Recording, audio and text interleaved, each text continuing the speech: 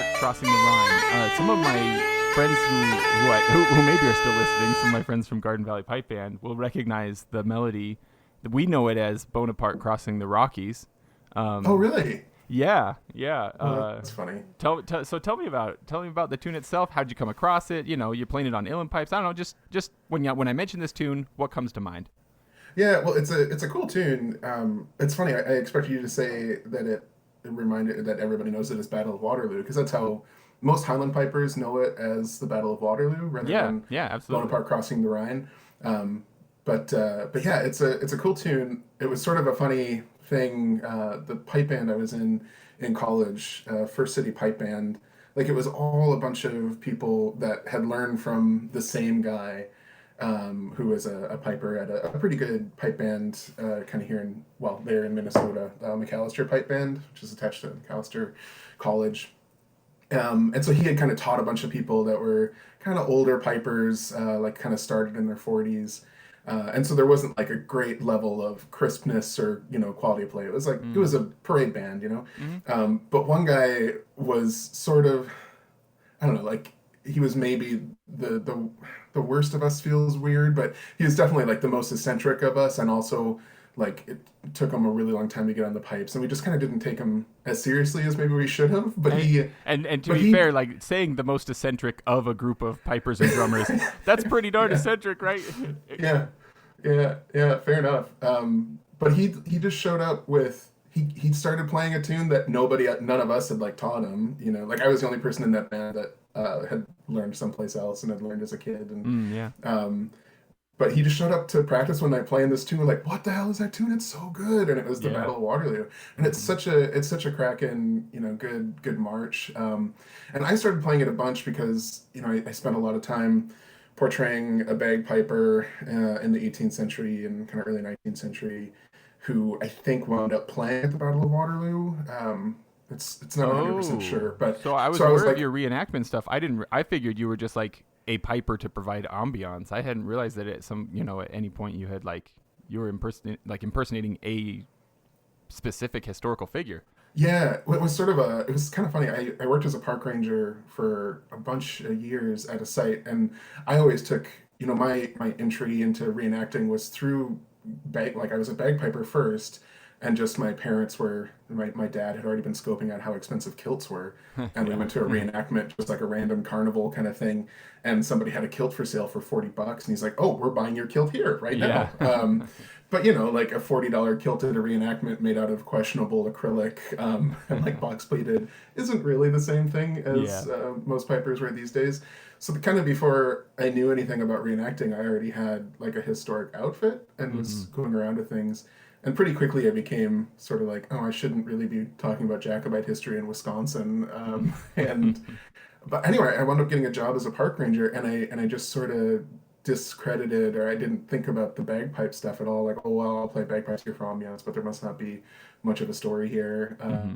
And then no, sure enough, the fur trading company at this site I worked at hired a guy just to play bagpipes, a guy named George Mackay, and we kind of lose track of George Mackay. He got tracked. He got hired just to play bagpipes, supposedly, and then when they found out he could read, write, and do math, they made him run a fur post on the Red River, which is the border between Minnesota, Manitoba, and North Dakota. So not ideal kilt right, area. not at all. Yeah. So he sort of disappears from the fur trade, and then the next George Mackay bagpiper we hear about is a piper at Waterloo. And the pipes that were played at Waterloo actually survive today. You can go see them at the Piping Center. So the pipes that play are kind of copies of those. And it's, George Mackay isn't the least common name in all of Scottish history. So you got a decent chance it might be the same guy, huh? It might be the same guy. It could also, it's not quite John Smith level of right. A lot of names like that, but it's right. It's possible. But anyway, so I would often finish my bagpipe presentations with Battle of Waterloo and didn't really think much about the tune. And then just for my podcast of kind of looking into the history of tunes and playing a bunch of different settings, I did an episode on Napoleonic history and bagpipe tunes and stuff, and thought I'd look into Waterloo. And it's sort of cool. This setting, Bonaparte crossing the Rhine, I think is the oldest setting. It's the oldest setting I could find anyway. And so where you did it on your uilleann pipes, does that like I've been curious about this with just about every recording I've heard from your podcast, is like, to what degree are you maybe looking at the music and sort of taking some liberties, either to fit it to your instrument or just to fit your own style, and or to what degree are you like, no, I want to represent this as, black and white accurate to what's on the paper as possible? So generally, if I'm playing a thing on uilleann pipes, there's exceptions to this, but a lot of the things I'm playing on uilleann pipes, I'm just using the uilleann pipe to stand in for a fiddle. So there's a lot more music published for like German flute or for fiddle in the time period I'm interested in than there is for bagpipes. And so, this tune's kind of weird. It almost certainly is older than this, but the oldest setting I could find, or at least the one I'm playing, is from Francis O'Neill, who has this like massive collection of Irish music. O'Neill's sort of a weird dude. He was I think a police sergeant or some kind of a policeman in Chicago, but an uilleann piper, and wound up collecting a bunch of tunes kind of amongst Irish immigrants in the United States, and then ultimately kind of going over to Ireland and trading tunes and collecting tunes and stuff too. But he's got these massive collections and has written some stuff on the history of Irish pipers and minstrels and things like that in Ireland. But so his setting, it's not published until 1903, but it almost certainly is older than that. But the tune Battle of Waterloo is a lot of times attributed to Wee Donald, so Donald MacLeod, kind of the famous bagpipe tune composer, who's written so many awesome Highland pipe tunes in sort of the mid 20th century. But supposedly Donald heard a fiddler playing Bonaparte Crossing the Rhine and made the adjustments to turn it into the Battle of Waterloo that we hear today. But yeah, so when I was trying to figure out like what to put on the album, it was just, what recordings weren't terrible, like didn't have errors and the sound popping and stuff like that, and also I didn't hate how I sounded playing it. And I just came to the conclusion, as much as I love Battle of Waterloo, Bonaparte Crossing the Rhine is I prefer that setting of it. It's a good tune. I see. Now, I want to unpack like so many things that you mentioned in there. And so like maybe this is an appropriate spot to give you just a minute to tell me about your podcast, which is the way that I personally found you. Maybe even did you start with the name? Because I haven't found, I know I haven't exhausted your entire catalog of episodes, and so maybe you mention it in there, but I have not yet come to an episode where you explain. Yeah, no, tell me about that. I don't. or you know what? If you don't want to, if you'd rather be a mystery, I'll explain that's it. fine too. No, I'll explain it. It's sort of funny. I'm a little upset with you because I just wound up going back and listening to old episodes of the podcast and just having that full on, I was a fool when I was 20. I thought I was better than this. But so, yeah, I started the podcast when I was 20, so in 2006. And I think I was the only bagpipe podcast around, although maybe I just wasn't searching right, but it sure seemed like I was the only bagpipe podcast around. After I put out a couple episodes, and then the National Piping Center put out a podcast, but it was a video podcast because that was sort of where everybody thought this was going. And that was very short-lived. I think they had 2 episodes. And I don't know. Podcasts were sort of brand new. I always joke that it was like just me and Skin Ninja. Right, I have heard you mention that. That was about it. But I had no idea for a title. I don't know what inspired me to think, what I should do is make a podcast. And so like I joked in the first episode to say, I guess it's going to be Wetootwaag's podcast of bagpipe power. That's a dumb name. I'll come up with something better. And then wasn't it like season 4 or so that you first were like, I guess I'll take the power thing off of it, right? Because of the unfortunate association some people made with white power, right? Yeah, well, that's what I was always nervous about. And like, so that was having Wetootwaag in there felt like a cure to that, I think, in my 20-year-old head. Like, so Wetootwaag's my nickname in Ojibwe language, which is, an indigenous language in Lake Superior, the Great Lakes area. And I was going to college to study that. So like I was taking classes in Ojibwe language and wound up with this nickname Wetootwaag that a lot of people called me by. And as like a white kid taking indigenous language classes, when a bunch of native people start calling you something, you're like, heck yeah, that's what I'm going to be known as. Yeah, absolutely. And I also liked it because it's stupid. Like it's, I'll jokingly say, Wetootwaag, it means like powerful, brave warrior, but it really means Jello, like Jello pudding is what it translates to. And it just, so it's like, so my thought the reason that Wetootwaag's podcast of Big Pipe Power stuck around as a name for so long is that I was like, okay, well, clearly white supremacists will know, especially those early episodes. I would talk in Ojibwe a fair amount, Right. Yeah. and I was like, yeah, they'll know that this isn't for white supremacy because I'm speaking indigenous language. Yeah. But that's absurd. Yeah.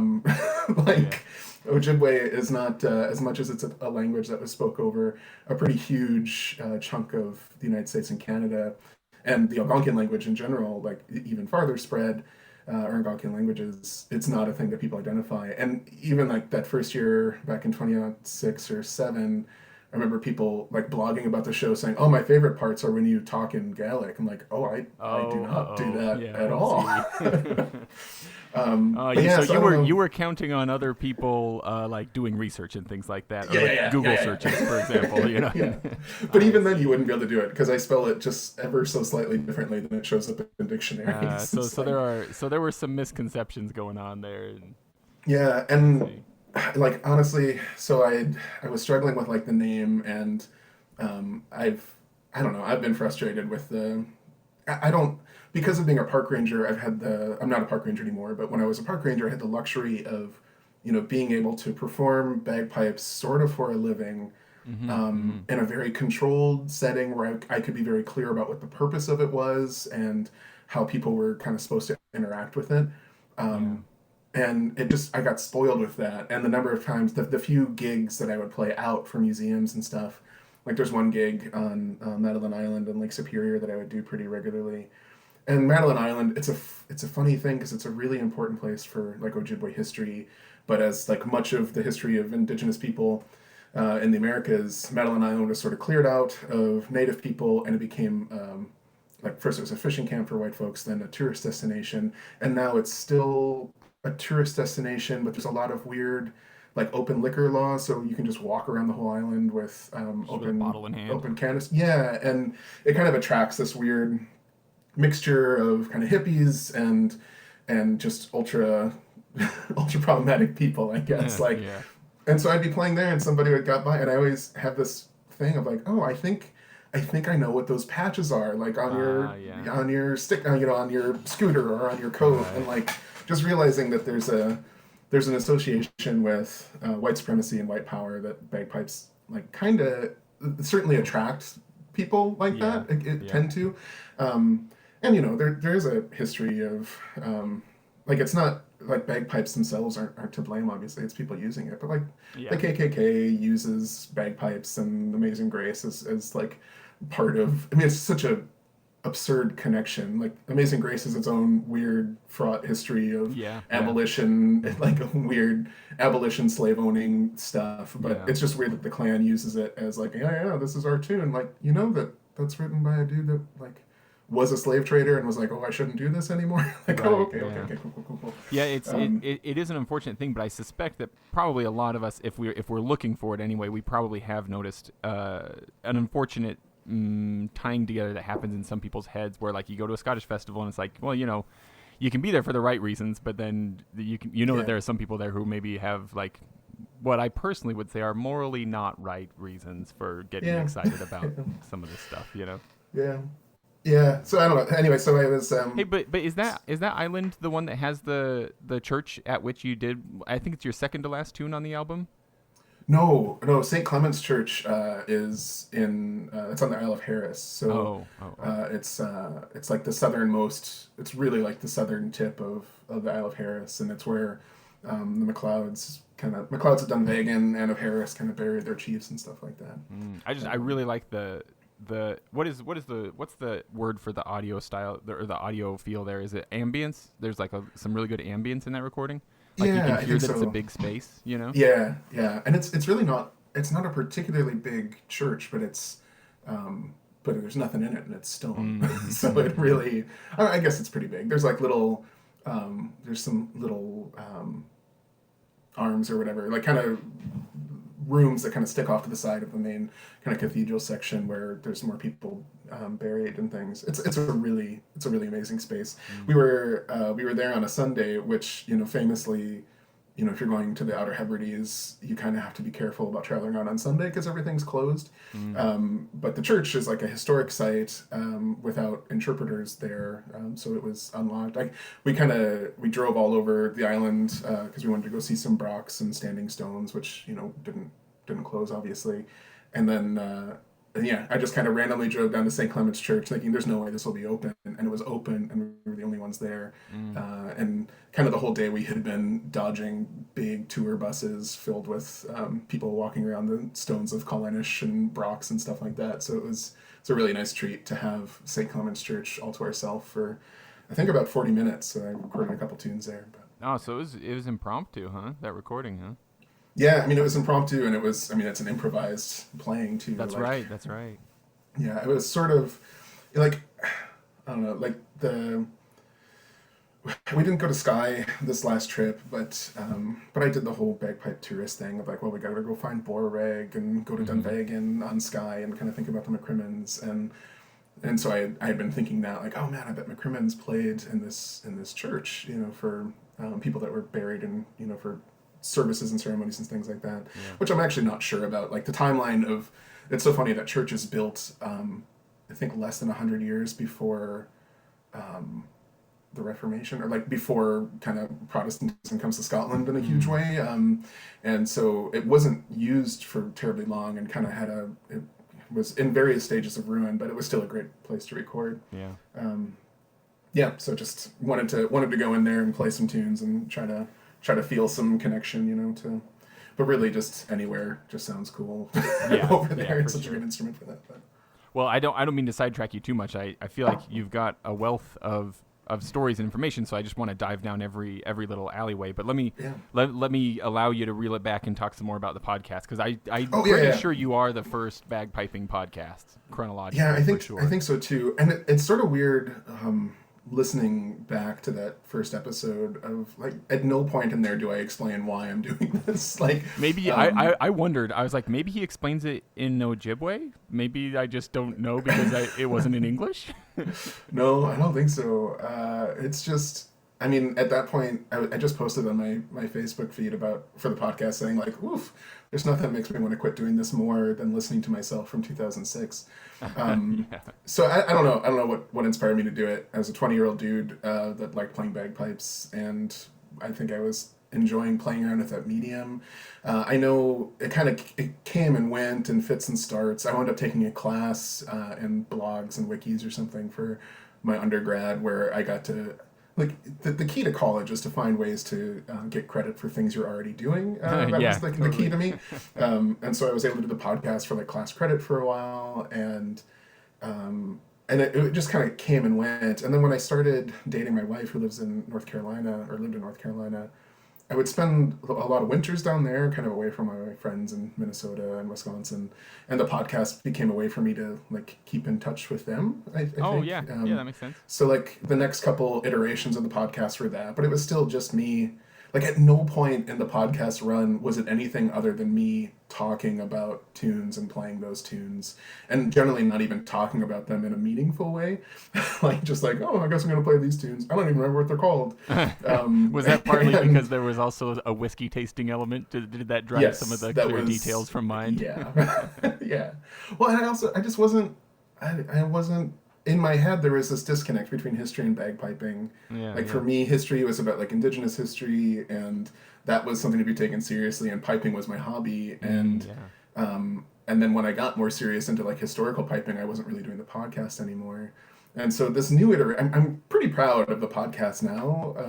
I think you should be, man. It's great. Yeah, it feels like, I always say, like, this is the podcast I wish existed when I was starting to, like, play historic or think about historic bagpiping. Yeah. Just because it was so challenging once I started doing historic bagpipe programs to find tunes that we knew for sure were from the 1780s or 70s that weren't Pibroch. And so, yeah, I was just, like, kind of defeated at that, and wound up playing a lot of Donald MacDonald tunes, which were published in 1828. Or 1838 too, and, like, those are good tunes. And in hindsight now, after doing the podcast for a year with this more focused historical bent, I know that most of the tunes I was playing out of that collection did date back to the time period I was talking about, which was the 1790s. But Yeah. it's just been really interesting now that everything has gone, so many resources are digital. Like you can look at everything in John Glenn's collection, tune book wise, on the National Library of Scotland. So there's just this, it's just, archives are great. You can really like stand on the backs of people that have done all this work beforehand. And so yeah, so that's what's happened. So Well, let me just during, tell you real quick, Jeremy. For me yeah, personally, and I suspect it's the same for a lot of your other listeners, you are what's the word, you're a medium that stands between. oh sure, Like there's this big. I'm aware that there are these cool historical like collections of tunes, right? Like yeah, Timothy Cummings references them in some of his collections of tunes, stuff like that. Like I yeah, know they're out there, and I have on occasion, hopped on Wikipedia to find like, the old lyrics to some old folk song, usually more like Americana stuff in my case. But your podcast for me is like, oh, this guy is my curator, right? Like sure, this yeah, guy will go through all the work. So you mentioned standing on the shoulders of all these people who compiled these collections, right? yeah, And I have thought to myself before, like, man, I'm sure glad that this guy took years of his life to travel around multiple countries and, write down what people were singing, to get an idea of what these old tunes were. But yeah, then there's a lot of work to combing through that, so one is grateful that it's there, but then to comb through it and find like, oh, this tune's nice, this tune fits, this tune works, and and here's yeah. what it sounds like, that's the job that for me, I'm kind of using you, you know what I mean? Like, Well, that's great. I mean, you that's do the that hope, for right? me, and then I get Yeah, to listen to you and go, of these 6 tunes he just did, this is the one I'm going to learn today, yeah, And that's great. I mean, that was sort of the hope, right? Like, and especially probably around the 10th episode or so of the kind of new iteration of the podcast, I started posting links to all the, so yes, like yeah, on every single show there's a link to an archival copy of the tune I'm playing, unless it's like in a published collection that isn't online, which is the case with all these William Dixon tunes. And I keep on, after spending so much time reading music off a computer screen, I've recently bought like 5 books of music, that I feel bad that I'm going to wind up being like, well, you have to buy this book in order to right. do that. Oh, don't feel bad. Good for the publishers. Yeah, right. Well, that's it too. Is yeah, it's been cool to like build these relationships with some of the people that have done that work. Like I don't know. I appreciate that you say like I'm a curator, but it is, I often, like, I started doing this work kind of haphazardly, and then found out about Traditional Tune Archive, which is this amazing website where you can type in any tune just about, and kind of Irish or Scottish or English collections, and American for that matter, and it's there in ABC notation as well as all the various places it's been published, which is a great starting point. But before all this stuff was done online, like people like Matt Seattle, who does a lot of kind of focuses, he's the one that published the William Dixon collection, but also he's been doing that work of like finding concordances for years, and it's just, yeah, every time I play a tune that's in a Matt Dixon or a Matt Seattle book, I always feel like, oh, I'm cheating this week, because all this work's done. Yeah. But yeah, it's been a blast to kind of look around and play at it, and yeah. so the podcast, anyway, so back to the podcast, what the point of it is, sorry. what it's called, I I keep, guess. I keep pulling you off track. Carry on. Yeah, well, I'm like nearly going to, I think about a connection and then I run with it, but Yeah. but yeah, even like I might have ditched the Wetootwaag name in the reiteration of the podcast, but also whatever, I like it, so Yeah. it's just gonna stick around. Yeah, But at some but point, mostly it just is I what was it is, right? yeah, I was asking a buddy of mine who had a D&D podcast about like what service he was using, because I was sick of using, like, when I started podcasting, the free software for podcasting gave you a bunch of information, like where people are listening from and that sort of thing. And slowly but surely, as podcasting became more common and more people were doing it, that stuff all got moved behind paywalls. Yes, of course it and is, right? Like, yeah, like, no, it costs us nothing to provide this information, but it's going to cost you $10 a month. Like, oh, yeah, okay. yeah. And so and it was weird, like the last run of the podcast, like season 2 and 3, I was hitting the bandwidth limit every month, like where like my episodes would go down because I wasn't paying them enough to host it. And I was like, Well, okay, some if I'm some going of to these do this episodes do again, get kind of long when they have multiple tunes in there and stuff. yeah, yeah, like most of them at this point And are like, that's not me complaining, man. I love that. yeah, Give me more. But I can yeah, imagine that you'd be hitting it's limits. rough. I've tried to like the podcast definitely started with like a ratio of me drunkenly rambling to tune. It was like 80% me drunkenly rambling per tune, and I have dialed that back significantly, but still like at this point, like every episode is more than 10 tunes, Yeah. and like that takes some time to get through and to talk about. But yeah, I was talking to this buddy of mine that had a D&D podcast about what service he was using, and kind of he was really kind with his time. And then next thing, like before we had even finished talking about it, he had like Fireside, who I use, like if you pay at a certain level, you get a second podcast kind of built into it. So he just like bought it. He just like created the podcast, and it was Wetootwaag.com. I'm like, all right, we're doing this. I guess we're just keeping that name around. But for me, it was like, in 2020, like 2019, I realized that because I'm in graduate school now, trying to get a PhD, and that's some pretty exhausting and depressing work. And Hey, yeah, I'm gonna go ahead and jerk you off the path one more time here. What are you studying? I'm just curious. We've mentioned school a couple times. But... yeah, Indigenous history. So oh, you did mention that before. Okay. yeah, so it's so my dissertation's on kind of Two-Spirit Ojibwe history, kind of looking at 18th and 19th century gender and sexuality and that sort of stuff. There's this person, this person that I'm writing. Did I lose you? Weird. Okay. I can still hear you. You still hear me? Okay, my screen just all went black as if I hadn't done anything in too long a time. Anyway, this person, Ozawindib, is Ojibwe. She was kind of born like identified as male and like the son of this big tough Ojibwe chief, and then at some point she started living as a woman, and it's really interesting. Like there are like really different cultural concepts and things for Ojibwe gender and sexuality that don't translate particularly well. But what century was that? 1760, I think, is around when she was born. Maybe 1740. It's a hard thing to figure out exactly. I don't know as much as I should, but I've got this thing in my head. Is Ojibwe and Chippewa, are these the Anglified and Frenchified names for the same group of people? Yeah, exactly. Okay, I was thinking. So supposedly the explanation that I've always really liked is that French people had a hard time with that A sound, like, and so rather than Ojibwe, it was Ojibwa.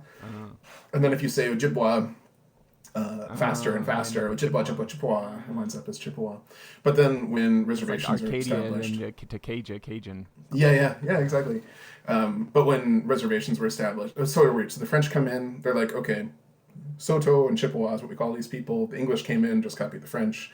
Then the Americans came in, and when reservations were established, that became like legal title. So all of the Ojibwe reservations in the United States were first called Chippewa, and many have kind of gone through the pain of legally changing name and title and stuff to Ojibwe. But it's a lot of work. A lot of work for an individual, for a whole nation. Yeah, for a whole community. Like you think about like all of the legal documents that, like how much of the stuff in our daily life has the state we live in on it or the nation. It's just so it's a lot of work. So not everybody has done that work. But so you're in grad school now, you were saying, and that's in grad school now, and realized that I wasn't playing bagpipes nearly as much as I used to, and that playing music made me happy, and I wanted to play bagpipes more. So I decided, like, okay, 2020, I'm just going to do this. I'm going to play a tune every day thing, and that'll cheer me up. It'll make me happier. I'll be more productive and all that jazz. And then COVID happened. It's like, and it was really important to be playing a tune every day. And it turned out that, then on St. Patrick's Day, I kind of missed that sense of community and thought, oh, what the heck, I'll just throw an episode up of the podcast and see if anybody's still listening, and like got a couple hundred downloads right away. Like, oh, okay, you noticed that the world is starving for content. Right.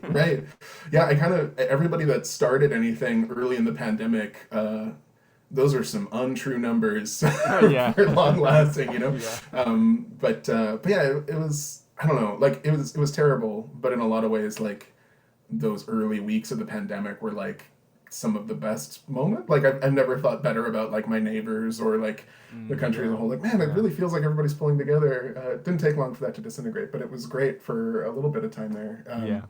but yeah, so I started doing the podcast, and at first it was just like, oh, I'm recording these tunes every day anyway, so I can just plug them in there. Mm-hmm. And then quickly was like, well, I guess I could do a more guided, like historic approach to music, and yeah, so that's what it is now. Is kind of picking. Sometimes I pick like 2 or 3 tunes and play, anywhere from 3 other to 5 other variations of it that you see in different collections. I'm always really excited to find music that kind of shows up in England or in the Borders, in Scotland and in Ireland. Like if I can finding tunes that are in all those places is always fun for me. Mm-hmm. But lately it's a lot less work to just like, oh, here's a printed collection I didn't know existed. Like Fitzmaurice's collection of Irish music, who is a Irish piper in Edinburgh, I think, and like moved there in the 1790s and published a book in like 1810 or so. Mm-hmm. But like playing through all these collections of tunes I didn't know existed yet, but are now online. So that's what the podcast is now anyway, is me playing through some collection of music that generally has ties to either the 18th or 19th century. Yeah. Well, and let me just oh, by the way, while we've been talking, I've been scrolling back through Big Rab's full catalog of episodes just to see. Episode 1 went up in January of 2017, and as far as I know, there was nothing before that other than you. So you are, I think you're the Podfather of Bagpiping podcast. Yeah. It's so weird that like all the other bagpiping podcasts are interview podcasts, it's or just a host kind of talking. Yep.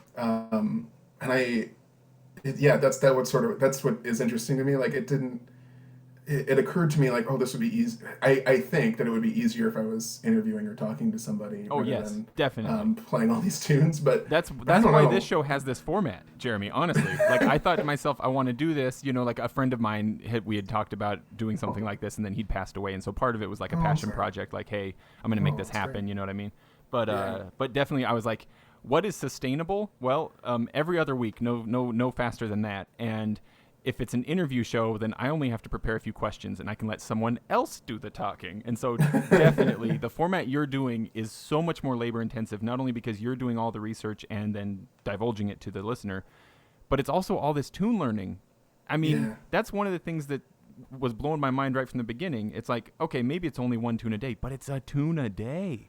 Yeah. Like what's that like for you? Do you feel like you've increased in your ability to sight read or learn quickly by doing this? Holy cow, yes.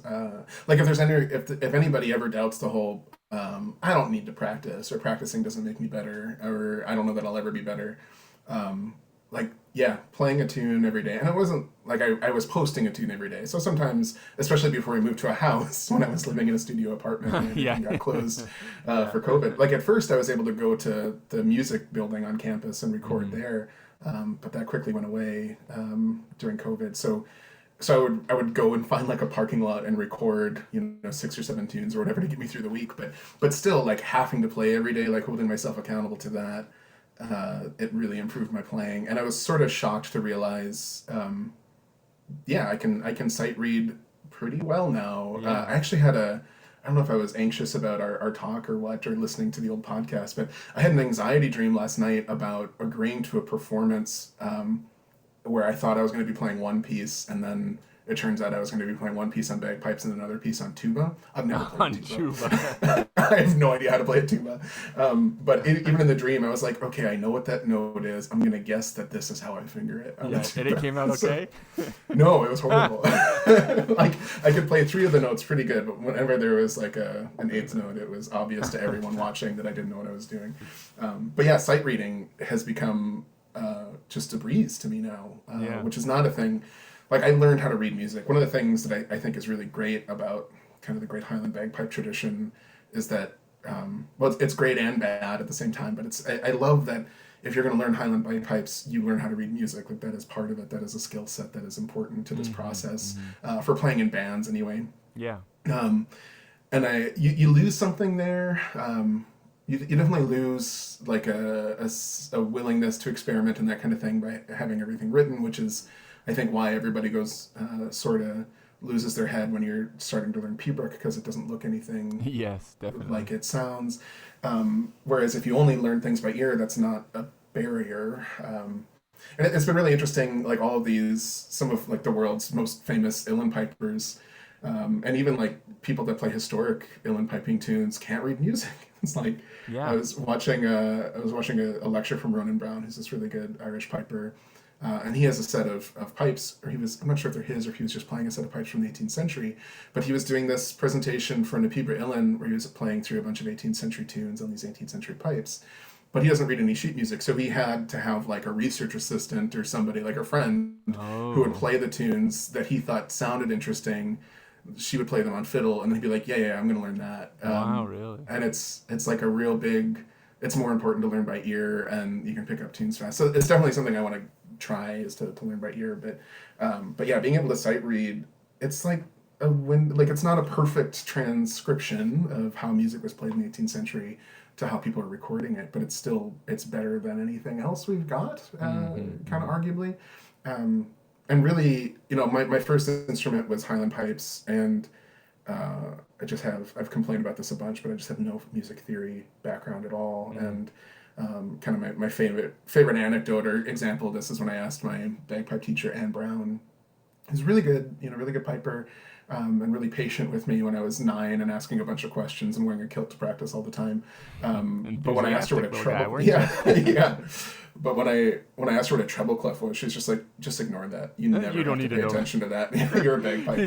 Did you ever encounter that thing where like in bagpipe notation music, right? You usually just say like C, right? But then you find out it's actually C sharp, kinda, and it's like, what are those little hashtags at the beginning of that staff? Yeah, well, just ignore that. Just ignore that. Yeah, you don't need that. But yeah, so I was always, I understood everything. Every piece of music I looked at was interpreted through bagpipes. Even when I was like a percussionist in band trying to play the xylophone or something in high school, I would still think about things in terms of bagpipes. I borrowed a guitar from somebody and like used sticky notes to put where the bagpipe scale was on the frets, so I could pick tunes that way. But then uilleann pipes, it's all different. Like it's one, it starts way lower. Like my default had to like, oh no, I've actually got to think about this musically rather than just that note represents this finger positioning. And so that was sort of the biggest surprise when I realized that I could sight read music that would fit on uilleann pipes. That was a really big moment for me, and that's sort of where it's at today, I guess. But Yeah. and it's cool now. I've got this set of a listener kind of lent me a set of border pipes that are, pitched in A, and so I can play it with uilleann pipes. And that's not a thing that I would have thought would have been possible to just kind of play through the score in kind of standard Highland pipe fingering and all that jazz, and then pick up uilleann pipes and play the same music, but as written, not making those adjustments, not playing it like they're Highland pipes. That's have a whole new level of respect for Jarlath Henderson, who was always playing with Ross Ansley on on border pipes. Like, oh, that's hard. I know that Jarlath is a good piper, but that is very hard. Oh, sorry. That's when you start thinking like, does it not start to seem like, well, I mean, you've learned more than one language, so I think you can probably relate to that, like being not a dissimilar process of like you have to like break your brain and kind of rebuild it in a way, Yeah. But after you've broken your brain enough times, then it becomes an easier and easier process. So then, I'd assume that after you had broken your brain to go from Highland pipes to, I don't know, whistle and or uilleann pipes and guitar and all these other things, then breaking your brain to go to border pipes, like it becomes a more sort of pliable kind of process. Oh yeah, I mean border pipes are so. I mean, I was already playing border pipe tunes on Highland pipes. Yeah. And then because it's the same fingering, it's just you get those naturals and sharps a little bit easier on a good set of border pipes. But I mean, it's sort of a bummer. Traditionally, really good border pipes, could play up into the second octave a fair bit, like at least like another half step up or whatever. Like up to D, I think is pretty normal, like high D. And most people playing border pipes now are just Highland pipers looking for a slightly quieter instrument. And so the instruments aren't really designed for that, because you've got it's a different chanter that you can overblow to get up there. And if you're a Highland piper just wanting to play a bunch of embellishments and stuff, if you squeeze too hard, it's going to jump the octave and you're going to be upset. And so, I love the instrument, but it's frustrating how like, oh yeah, I'm kind of blocked off from how this was supposed to, like how this is what this instrument is supposed to be capable of. But even in the 18th and 19th century, I get the sense that it's sort of the rare piper that would do those pinch notes and kind of go up to the second octave. But there's still part of me that's like, dang it, I really wish I wish I could do that. Yeah. But, well, you know, there's still time. Yeah. You're still around. Yeah.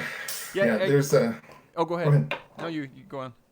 Oh, I was just gonna say there's you know, the Banton border pipes I have, you can pinch up to high B pretty easily, and Will Woodson made the reed for it. And I was like, hey, so I'm pinching up to high B, but I know sometimes there's different fingerings. So is there a way to get to like high C and high D? He was like, that chanter is not designed even to go to high B, so no. Like, so you're lucky you're getting what you got. Yeah, sort of. But then, you know, it was weird looking at, you know, older sources, 18th and 19th century, and realizing that Highland pipers were doing that same thing of pinching up. Yes, I want to ask you about that. Yeah, I was just like, oh, you can pinch up the notes on a Highland pipe chanter? I wonder. And I assumed it would be this nearly impossible thing. And I was a buddy on Facebook, Bob Cameron, was talking about it. I was like, how do you do this? And he's like, yeah, just, you know, bury your thumb in the thumb hole, like kind of at an angle, and squeeze a little bit harder, and then open up the B note. I was like, oh, wow, sure enough, that is way easier than I expected, and I want to see what else I can do with this. And pretty quickly, playing this Hardy chanter from the 60s, I was able to get high B and high C, like, fairly reliably. The problem is, like, it is definitely a show-off thing because it's so easy for it to drop out, and then you're just kind of sitting there with a funky-sounding low B.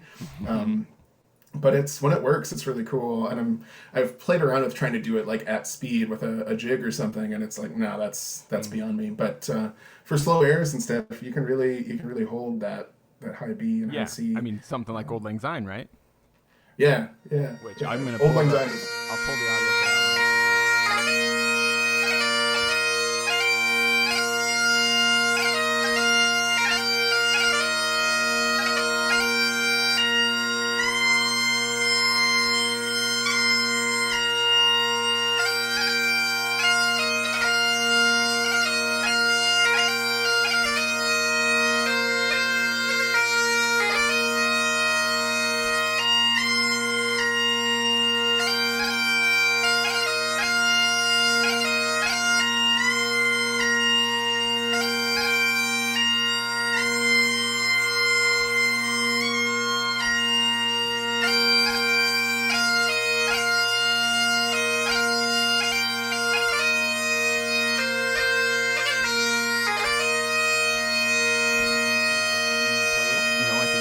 People play it all over the place, especially around New Year's. You know, right. but you have to do that funky Highland bagpipe thing where you kind of hop some octaves. You know? We'll just drop down here. Nobody will notice. Nobody will notice. It'll be fine. Yeah. And then, or I'll just hang out on high A for a while until it comes back to where I can play it again. You know.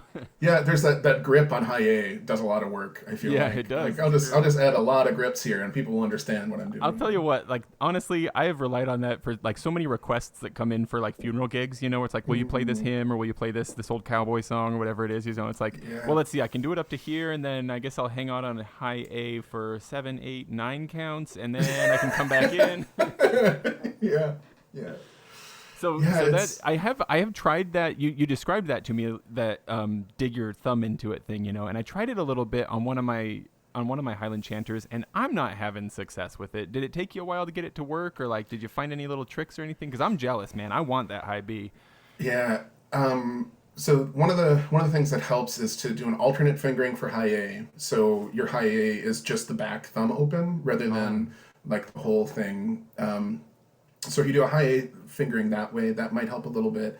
And then it's a lot of pressure. Like and some chanters just can't do it, so it's worth experimenting around with different chanters. I assumed that my Hardy chanter could do it because it was old and had sort of a softer reed in it, but then I put a McCallum chanter in with a hard enough reed, and it could go up. It was maybe easier, and the McCallum chanter was maybe from like 2005 or something, so it was relatively recent.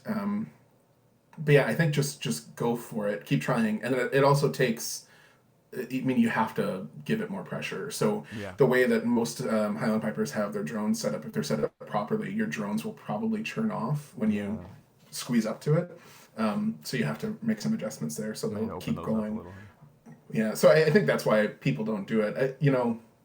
when I first started experimenting around with it, I was posting on Reddit or something, and somebody's like, "Yeah, I've also wondered like why we aren't seeing like it's sort of weird that Gordon Duncan never did it, or at least didn't like perform it around a bunch. Yeah. I'm surprised that like is it Lincoln Hilton Yeah. from Australia? Like that sort of Right. seems like the sort of thing. Like I really you'd kind of think that these like the epitome of hotshot pipers might try this stuff out Yeah, kind of use because it this would trick here and there. yeah, because I think the first time some big name does it, people are going to lose their mind. Oh, like, for what? sure. That's Yeah. not a thing. I mean, that's what I felt like when I first got it. Like, I had this sort of embarrassing Facebook Live video where I was, because in the back of my head, I had thought about it. I had actually thought I wanted to get that border pipe sound before I knew border pipes are expensive. It was going to take a while for me to get one. Yeah. So I thought about making adjustments to a channel reed in order to get up there. And I just didn't even occur to me like, oh no, you can just do it. Like you just gotta Just with do your it. standard kit, just go for it. Yeah, like oh, all right. So yeah, I have this Facebook Live video of me just like my face completely like I don't believe it. Check this out. We caught yeah, the live reaction, huh? yeah, yeah, I have had like I've wanted so badly to be able to like get a more accurate accidental out of like cross fingering on my Highland chanter and stuff like that. And yeah, every once in a while, I get the right read at the right yeah, point in its life that it does work. But man, it's yeah. so rare when it does work. You know what I mean? And Yeah, like it's such a yeah. I know exactly what you mean. Like I have you ever the Hardy chanter, not the Hardy one, whatever chanter I was playing before the Hardy one would do this thing where I think it was a nail wooden chanter or a McCallum one, but the reed I had in there, it would sometimes do it, but like I could do the incidental on the way up, but not on the way down or something. interesting. Like it was just, and sometimes I'd be fingering the incidental and holding the note, and then it would changed come his in mind. like after a couple beats. It's like, all right, cool. I guess we're there. But yeah, that's really one of the nice things about uilleann pipes and border pipes is like, no, those notes are just always there. You don't have to. There's no wizardry to get the reed quite right and the atmosphere quite right for it to work. But in a way, like these things that are hard and like not technically what it's designed to do, that sort of makes them all the better when it works. Like, oh, For sure, something has happened. It's not really good for like performing, but it's for your home practice, which that's mostly what I do at this point is play for myself. Well, I think that there's something deep to that. That like there is something about like the inherent limitedness of the instrument. Yeah. That like therefore you got to work for variety, and that's part of what makes variety or originality so satisfying. And in a similar way, it's like my wife often laughs about how long we spend tuning our instruments, especially like at a band competition. Like the whole day is tuning. Everybody's tuning, you don't really, the competition is tuning, like that's what it comes down to in so many ways, like how'd you do in your tuning circle? Not so much when you actually played. Sure. And it's like, I understand that absolutely. And that's part of what makes it so satisfying to hear a set of pipes or even a band that is just bang on in tune. Yeah. It's like such an elusive goal that when you do capture it, it's like magic. Right. Yeah. Yeah. I definitely. I don't know. I'm struggling with. Well, I don't know. I keep on debating whether I should need to get another set of Highland pipes, and I kind of am thinking about getting a B flat chanter too, because the reed that I got with the Hardy chanter was perfect, but it was a vintage reed too. Like it wasn't from the '60s, but it was a reed maker that isn't making reeds anymore, but it really worked well with this chanter. And like now I've got a Shepherd B flat reed in it and it works, but it also is wildly easy to underblow. And I just won't even realize like, well, I mean, everybody has been in that mode where you're playing and you think everything's fine, and then you hit a high A and realize, oh, I'm nowhere near up to pressure. Yeah, it's not fine. Yeah, and that's where I'm at right now with it. It's like, oh, this is frustrating. Yeah. But it's just hard when like it's such a limiting instrument. Like it's so many moving parts to worry about. I mean that relationship of reed to chanter is so hard. It was for uilleann pipes. Like when I made the jump to uilleann pipes, to me it was like, oh, this is so liberating. 2 whole octaves, and you can tongue the notes and all these cool features. And it was interesting talking to people that like uilleann pipes is their second instrument, but they played something else before that was chromatic. Like I was like, yeah, you can do anything with uilleann pipes, and they're like, no, you can't. What are you talking about? This is ridiculously restrictive. This instrument, like, oh man, not compared to Highland pipes. We're coming from different worlds, man. Yeah. So now, and speaking of hopping to uilleann pipes, I wanted to take a quick listen to Oyster Wives Rant, which is the title track for your album.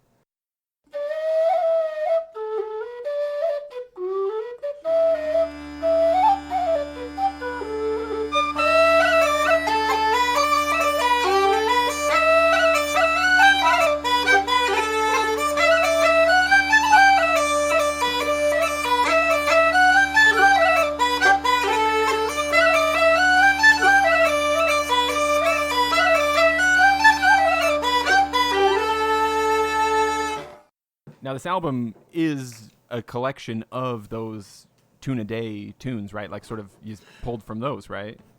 Yeah, it's pulled from all of them are tunes that I played on the podcast, and so it's sort of revealing too about what the what the challenge is with the podcast, because it's absurdly long, right? There's 37 tracks. My first like pass through of, because like I said, very quickly the podcast turned into about 10 different tunes a week. Yeah. And so picking through, over like 30 or 40 episodes, trying to find the ones I liked, I was like, okay, we got to get it down from 70, obviously. Yeah, I remember those episodes when you're talking about like, okay, I thought I had a curated list, but it's 70 tunes, so maybe I'll trim it down even further. Yeah.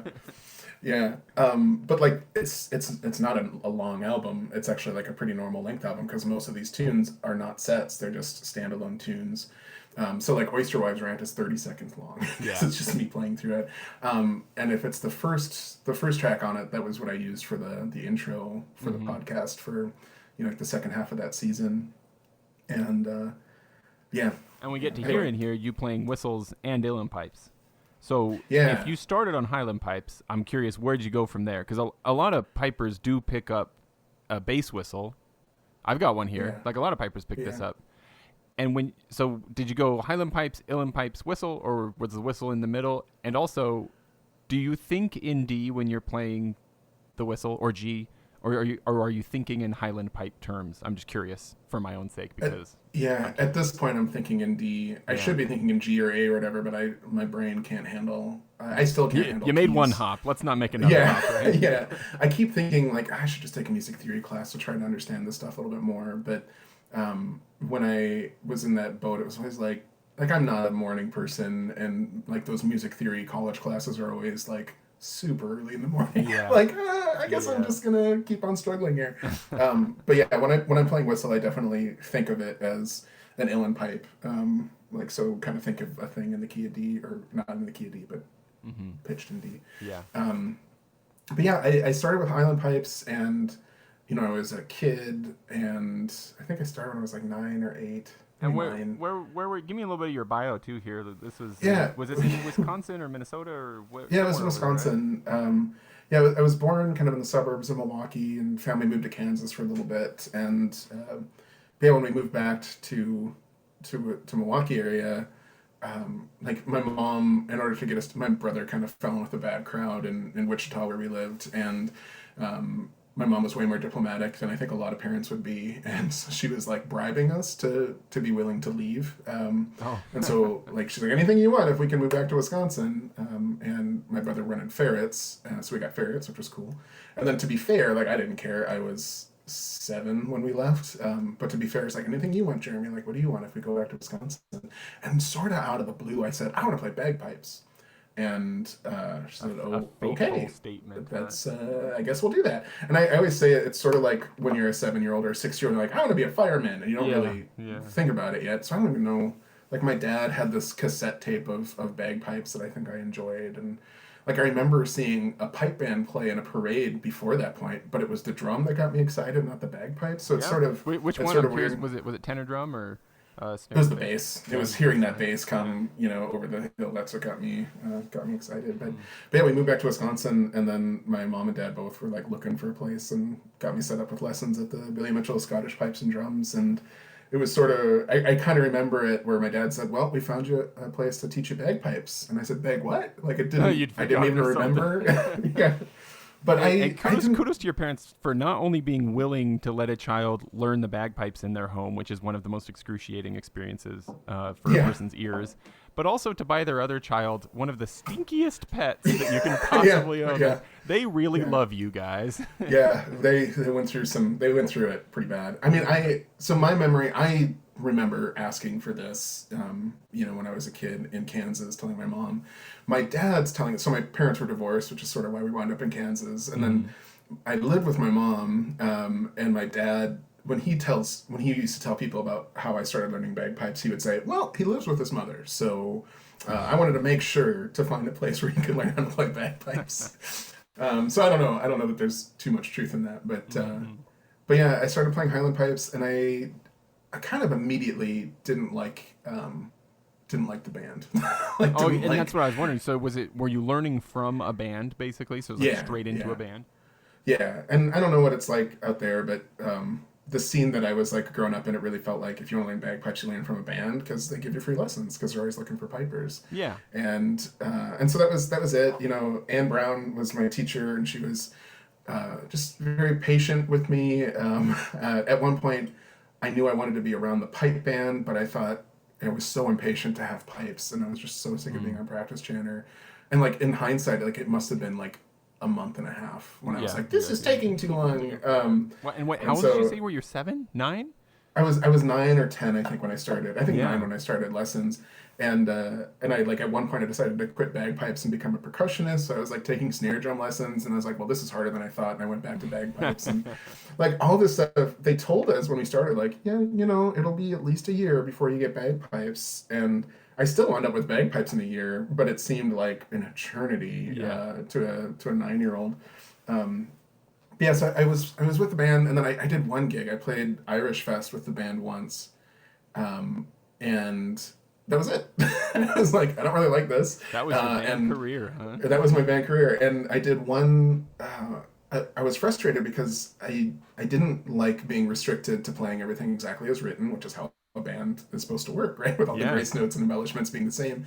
I didn't like that limiting factor, and I was playing stuff I shouldn't have been playing yet. Like I was, I remember at that point it was like the early 90s, and there's a couple guys playing like Steam Train to Malag was really big, like it had just come out. So you were one of these kids who didn't know the common marches, but was secretly learning the Pumpkin's Fancy or something like that. Right, Pumpkin's Fancy, Clumsy Lover. It was all about the Clumsy Lover for me as a kid. Clumsy Lover for sure, man. Get that high A section. Feels great. Yeah. And then awkwardly too Pibroch, but I had no idea I was playing Pibroch. But interesting. That's my absolute favorite tune, a favorite song. Like I remember in middle school, you're supposed to bring in, okay, everybody bring in their favorite song to share with the class. And I brought in Androch Beag from Brother, this kind of Celtic rock band from Australia. I love Brother. That makes me very. That's great. Cool. But yeah, they're setting up a little spree. I just loved it so much, and that was it. And so I learned it by ear, and I would just play it. And I remember one of those guys that would play Steam Train to Malag walked in on me practicing the little spree, and he's like, are you playing Pibroch? I'm like, no, Pibroch's dumb. I hate it. This is a band called Brother. I just had no idea. But yeah, every time the band would move on to playing, their competition stuff like MSRs or more of the hornpipe jig stuff, the pipe major would dismiss me. Like, all right, get out of here, Jeremy. We're moving beyond you. And that just, it chafed me so bad. It's like, I know this stuff. I want to play this stuff. And so anyway, I kind of left the band and went looking for a set of uilleann pipes, because in my head, uilleann pipes were more freeing. You could do whatever you wanted with them. And I've heard people describe it as like going from marching band to jazz. Yeah, which is maybe not accurate. I don't know. It depends on what you do or who you're playing with and that sort of thing. I definitely did this wrong. So like by the time I was 13, I think I had a practice set of uilleann pipes that, were old, and I never had a lesson, didn't really know what I was doing. You moved fast though, man. I feel like a lot of us Highland pipers, it's like, you're 12 or 13 years into your Highland piping before you start thinking, those uilleann pipes look kind of cool. Yeah. Well, yeah. I mean, it was sort of funny. I don't even know where I first heard Irish pipes, but I was like, oh, I like that. I want to do that. Yeah. And I got them from a Highland piper that had kind of done the same thing earlier, but had given up, as so many people do. Like, thankfully, he just bought a practice set before realizing this isn't a thing for him. He didn't go spend, $20,000 on whatever it is for a full set. These Highland pipers that just buy a full set of uilleann pipes right away, like, oh, dude, that's going to hurt. It's going to hurt when you realize regulators and everything. Yeah. But I had that set. I could play the Kesh jig on it, and that was about it. I And love that jig though. Great one to start with, yeah, man. That's awesome. but it's the only tune there's only one second octave. There's like one or two second octave notes that are pretty easy to hit, and I just didn't quite understand what I was doing. And then like that instrument just sort of fell into disrepair, as you can imagine when like a teenager owns an uilleann pipe and doesn't know what they're doing. But I got it. It was super cheap for like it was. I could afford it with allowance money and kind of random stuff. Like I think I paid the guy like $200 or something, which is just absurd. I mean, granted that was the 90s. Yeah, man. I'm jealous. Yeah. But yeah, I wound up kind of being friends with an uilleann pipe maker in Minneapolis, St. Paul area in Minnesota. I mean, And now wait. Honestly, like, it was the practice set, right? So it's like it's a goose, right? Like a bag with chanter and then some bellows, right? Yep. I mean, That's $200 it. would buy you a set of bellows, right? So Yeah, no, it you was came out okay. yeah, it was wild. And I don't know, like I encountered a lot of like being a kid really interested in like at that point I was doing the living history stuff and this guy was a reenactor. He had also been in that band and didn't get along with the pipe major, so he had kind of quit in frustration. So we had a lot of like kindred spirits, but also like he was probably in his late 30s or 40s and I was like, 10 or 12 or whatever, and really interested in all of these things that I have just definitely encountered a lot of adults who are like, wow, you are very young to be interested in this stuff. I'm going to make sure that is nurtured rather than limited. So I'm really thankful for people like that. But so that might have been what's going on. But he also got it super cheap. It was sort of weird.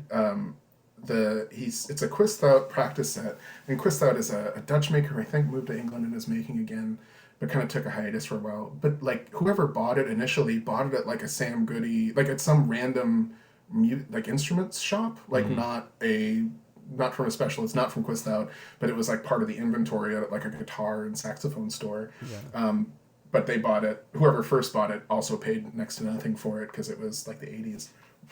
But anyway, wound up with that, and I knew I needed a better instrument from that if I was going to play it anymore. And my grandma did this thing like grandparents often do, where I was listening. She wound up stealing this album from me of Eric Riegler playing uilleann pipes. And she just really liked him. I was like, Grandma, if you buy me a new set of bagpipes, I can play that stuff for you. I'll do it for and you she live, did the Grandma. thing. All I need is the yeah, pipes. yeah. And she did the thing that grandparents do, like, oh, when I die, you can do that. Like, that is a ghoulish thing to say, Grandma. But she passed away, and I wound up inheriting enough money to buy a full set of uilleann pipes again before I really should have. Yeah. And kind of lucked out where, again, it was a friend who was sort of starting in his making career. So he's a good pipe maker, but he didn't have they weren't as expensive as they probably could have been or should have been. Sure. But again, wound up with a full set before I had any business having one. And I remember distinctly going to collect the pipes from him, and I guess I just didn't have a car then. But I asked him if he could like show me how to play something. He's like, oh, I don't do that. So I like asked for a lesson, and he's like, no, I don't do that. Just figure it out. It's like, okay. I'll make them. I don't drive them. Right. And so I kept on having uilleann pipes and not like getting a lesson, which I don't recommend. It took a really long time to get to where I am today. There are more efficient ways. Yeah. But when I got those, I started playing around more, and my idea that uilleann pipes were more liberating than Highland pipes were immediately dashed. Right? Yeah. Like I went to my first Irish session, and was playing with a bunch of like fiddlers and whistle players and stuff. But like all of a sudden, they were asking me to play uilleann pipe tunes. We're like, okay, play it like Seamus Ennis, or like, no, you should play it like the soloist. I'm like, oh, so now not only do I not get to play it how I want, but I have to play it exactly like somebody else did, but there's no music. Great. And also, they're like, play it like Seamus Ennis. Oh, this legend. Okay. It's like showing up with a guitar and then being like, okay, yeah, but do it like Stevie Ray Vaughan, okay? yeah, just it'll be fine. It'll be just totally fine. Yeah, all right.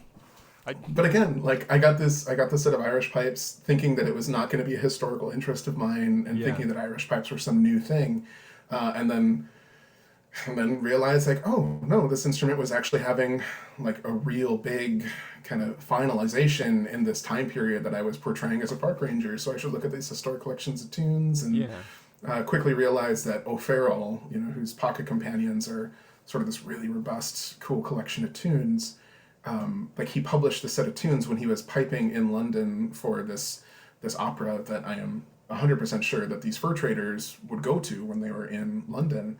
So all of a sudden I was like, oh man, I've got like the bagpipers notes that played for the people that I'm portraying, a different piper that played for them. Like, I've got to learn this music. And that's the only way that I became the uilleann piper I am today, was just kind of fixating on O'Farrell's collection and playing through stuff. And I needed to get better in order to play those tunes. So yeah, but yeah, it definitely took way longer to be where I am. And there's still things like, I think last 2 weeks ago, I figured out how to backstitch, like, which is not, I mean, it's not like rudimentary stuff, but it's sort of rudimentary embellishments for uilleann piping. And I've been playing for like nearly 20 years or something, and like didn't know how to do it because I'm just fumbling around in the woods. Is what it feels like. Kind of finding your way, yeah. Yeah, and so is the set you're playing right now? I'm trying to think back to the recordings if I would know. I think I remember hearing you play some regulators. So is it it's a full set? Just got everything in it? Yeah, it's a full set. The regulators have always been like, because I got a set of uilleann pipes with regulators and then didn't know how to play them and didn't play them for years. So they kind of fell into disrepair with the reeds and stuff. And then I also realized that the uilleann piper I was listening to the most kind of in those days was Jerry O'Sullivan, because Jerry O'Sullivan has this album of O'Farrell tunes.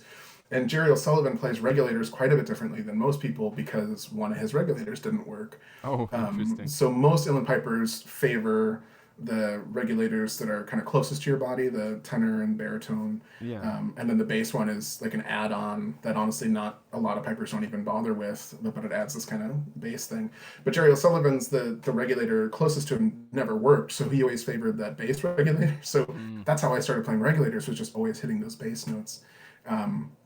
But yeah, so they're always a little bit imbalanced with the chanter, like they're just really honking loud. And a couple months ago, I was able to get a new chanter, which is it's a Calder Quinn chanter. It's just amazing. It's like the best.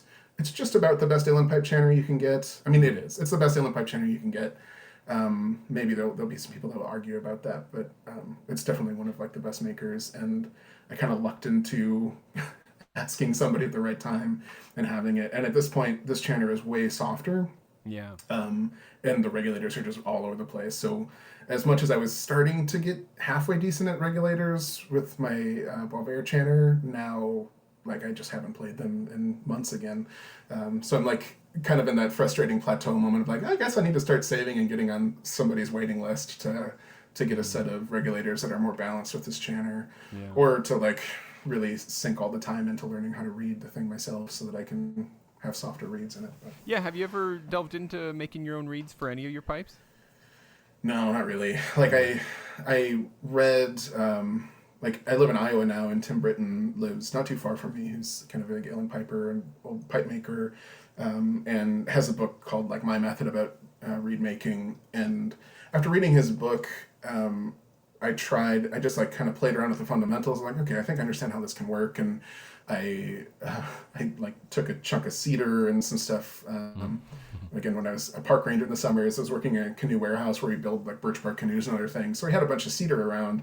And so I was like, okay, I'm going to take some of these shavings and see if I can't make something that'll make a sound. Yeah. And followed all the mechanics and finished it. I was like, well, this is stupid. It didn't work. This is a lot of work.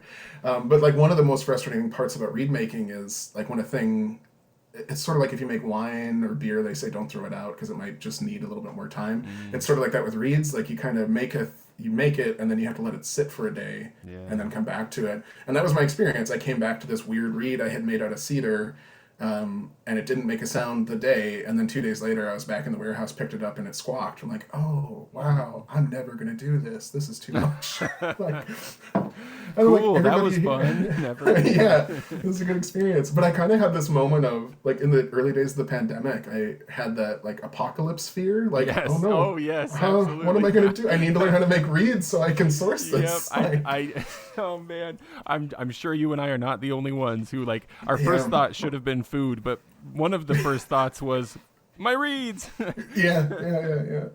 And it's weird, too, like, 18th century, playing around and looking at... there's correspondence that exists between some of the Highland regiments kind of writing back to Scotland, being like, "We need reeds." Really? I had no idea. That's yeah. I don't have the details of it. I should track it down. But a buddy of mine who was a piper back in the '60s and '70s, and still is. He's still a good piper when he plays. But he does doing a bunch of research on the American Revolution or something. I think it was either American Revolution or the French Indian War, but there was some Highland regiment that was writing back complaining about needing reeds to be shipped over. That's so funny, man, 'cause I have wondered about that before, more in the context of just thinking about World War I and just thinking, like, how do you, like, field maintain your pipes, you know? Like, what do you do to keep them just making sound, you know? Like, how do you pack extra reeds in a way that they're not going to get soaked when you cross a river or dried out when it's too hot out and stuff like that? I hadn't really taken the next step to think, what if there's like a reed trade, you know, like when the supply drop comes, there's a little box that says for the pipers, you know? Right. I mean, it's like in military are constantly complaining about being under resourced anyway. Like, you didn't send us gunpowder, lead, new uniforms, or reeds. Yeah. Our piper's been squawking for 3 weeks now. Yeah. But I don't know. Do you play cane reeds at all or no? I have one bass cane reed from Adrian Melvin that I play with, like, as in I mess around with it, but I'm not nearly consistent enough to, like, get it into the sweet spot and keep it there. So yeah, well, there's no keeping it there. Yeah, I was surprised. I wanted, because I was spending so much time talking about historic bagpiping at the park I worked at, and people would want to know how it worked, and I always felt self-conscious of, like, pulling out, and here's this big fiberglass thing. Oh, yeah, yeah. You gotta get one of those easy drone reeds, right? So it, like, kind of looks like it could be wood.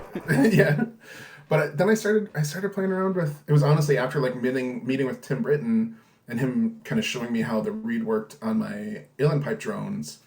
I was like, oh, this is so much easier to understand than, like, all of the bells and whistles and screws and knobs and rubber bands I've got to worry about on a synthetic, on a synthetic drone. And so I switched over to cane for like a year, and they were so steady. Again, it's mostly just playing them a bunch, right? Yeah. Like, if you can play consistently, they'll work. But I guess you're up in some pretty high elevation. I'm not sure how much added hassle that becomes. I'll tell you what, we are really excited about this elevation chanter that McCallum's talking about, or not McCallum, sorry, cool. McClellan Bagpipes is coming out with. It's going to be good for us, for sure. But yeah, I've got my buddy Swan plays on cane reeds, and yeah, he talks about it all the time about how, like, if you don't play every day, you know, you got to play them every day to keep them in that sweet spot. Yeah. In fact, I remember, I'm sure you're familiar with, I don't know how to say her name. She's a small piper that's very popular right now. She did Brecha Campbell, yeah. Thank you for pronouncing the name so I didn't have to try. Yeah. So yeah. I became aware of her, like, just from some YouTube clips the same year that she came out with that album, The Reeling, which, love that album. And I remember watching a concert she'd done in Australia, where, like, part of what drew me to her sound was definitely her drones, like, such a unique sound. Like, I'm not sure how exactly to describe it, but very pleasant and seemed very unique. Really liked it a lot. And at some point during the show, she pops her drones out and she's like, this reed's giving me some trouble, and it's all cane reeds. And, like, and I was like, oh, of course. Like, no wonder I shall never attain to this sort of sound, because I do not have the strength of will to play cane reeds. You know? Yeah. It's so much less difficult than people think, I think. But also, like, she's playing bellows driven pipes, so like, arguably they're gonna, I mean, that's why they're causing her trouble in Australia, if they're used to an ambient level of humidity. But I mean, that's the nice thing, and the frustrating thing about uilleann pipes is, like, once the reed's in and working, like, you might have it for 30 years, but when it breaks, it's really broken, and there's not a lot you can do about it. And every time that you want to, if you do have to make adjustments because of humidity or whatever, like, kind of to make the adjustments, there's some really basic adjustments like pulling it in and out, but if you're going to actually touch the reed, I've heard somebody say, like, in order to get your uilleann pipe in tune, you kind of have to be willing to break the reed to do it. Like, it's either you're either gonna fix it and it's gonna work, or you're gonna break it. And if you don't make adjustments like that, it might be a problem. But that could be wrong. Because of that, I've always erred on the side of, I'm just never gonna touch it, and when I'm out of tune, people are gonna have to deal with it. But sorry, she's great. Mind its own. Yeah, she has excellent music. I kind of love watching her play when she she just switches the tape between tunes depending on what key she's gonna play in. It's like, oh, that is a thing I never thought. Why don't we all just do this? Like, it's so great. Yep. After seeing her do exactly that, I was like, I'm just gonna try that myself, and it was really fun. Like just for myself in my office, but being able to go just from like a modal or a minor kind of key to a major, like, oh, it worked really well. Awesome. I don't have to worry about this cross fingering stuff. Yeah. Well, Now, how long can I keep you, Jeremy? Am I pushing the limit already? no, I mean, dude, like the doing a bagpipe podcast was partially because I miss talking about bagpipes. So at a certain point, I'm sure you're gonna have to like cut a bunch of things out, but I'm good. Maybe not. Maybe not. Well, I wanted because I still have a lot of stuff I want to ask you about. You mentioned that in the '90s getting into the clumsy lover, and it's interesting to me that you mentioned that because I wanted to ask you about the I think it was the Stool of Repentance. Yeah. So this tune first, I want to know about the tune a little bit, and because the reason it stood out to me is because like there is a movement in this song, in this tune that to me is like, did this tune inspire the Clumsy Lover? Like is this? It also feels kind of Gordon Duncan-ish to me, like, and maybe that's just that I'm hearing it through that lens, like a very modern piping listener, Then hearing this older tune goes, oh, it sounds like these modern things I've heard, And so maybe there's a direct line between them or a tradition that connects them, or maybe it's just disparate things, and this is just a cool thing you can do on pipes, and it always has been. So people did it a long time ago, and they do it today as well. But tell me about that tune. Yeah. So first I have to. So some of what you're hearing. That sounds like it is because I was improvising. So some of it was you. Yeah, some of it was me, and that's definitely a piping tradition that I'm comfortable in. Yeah, but don't also feel bad about that. I'm all for that. Yeah.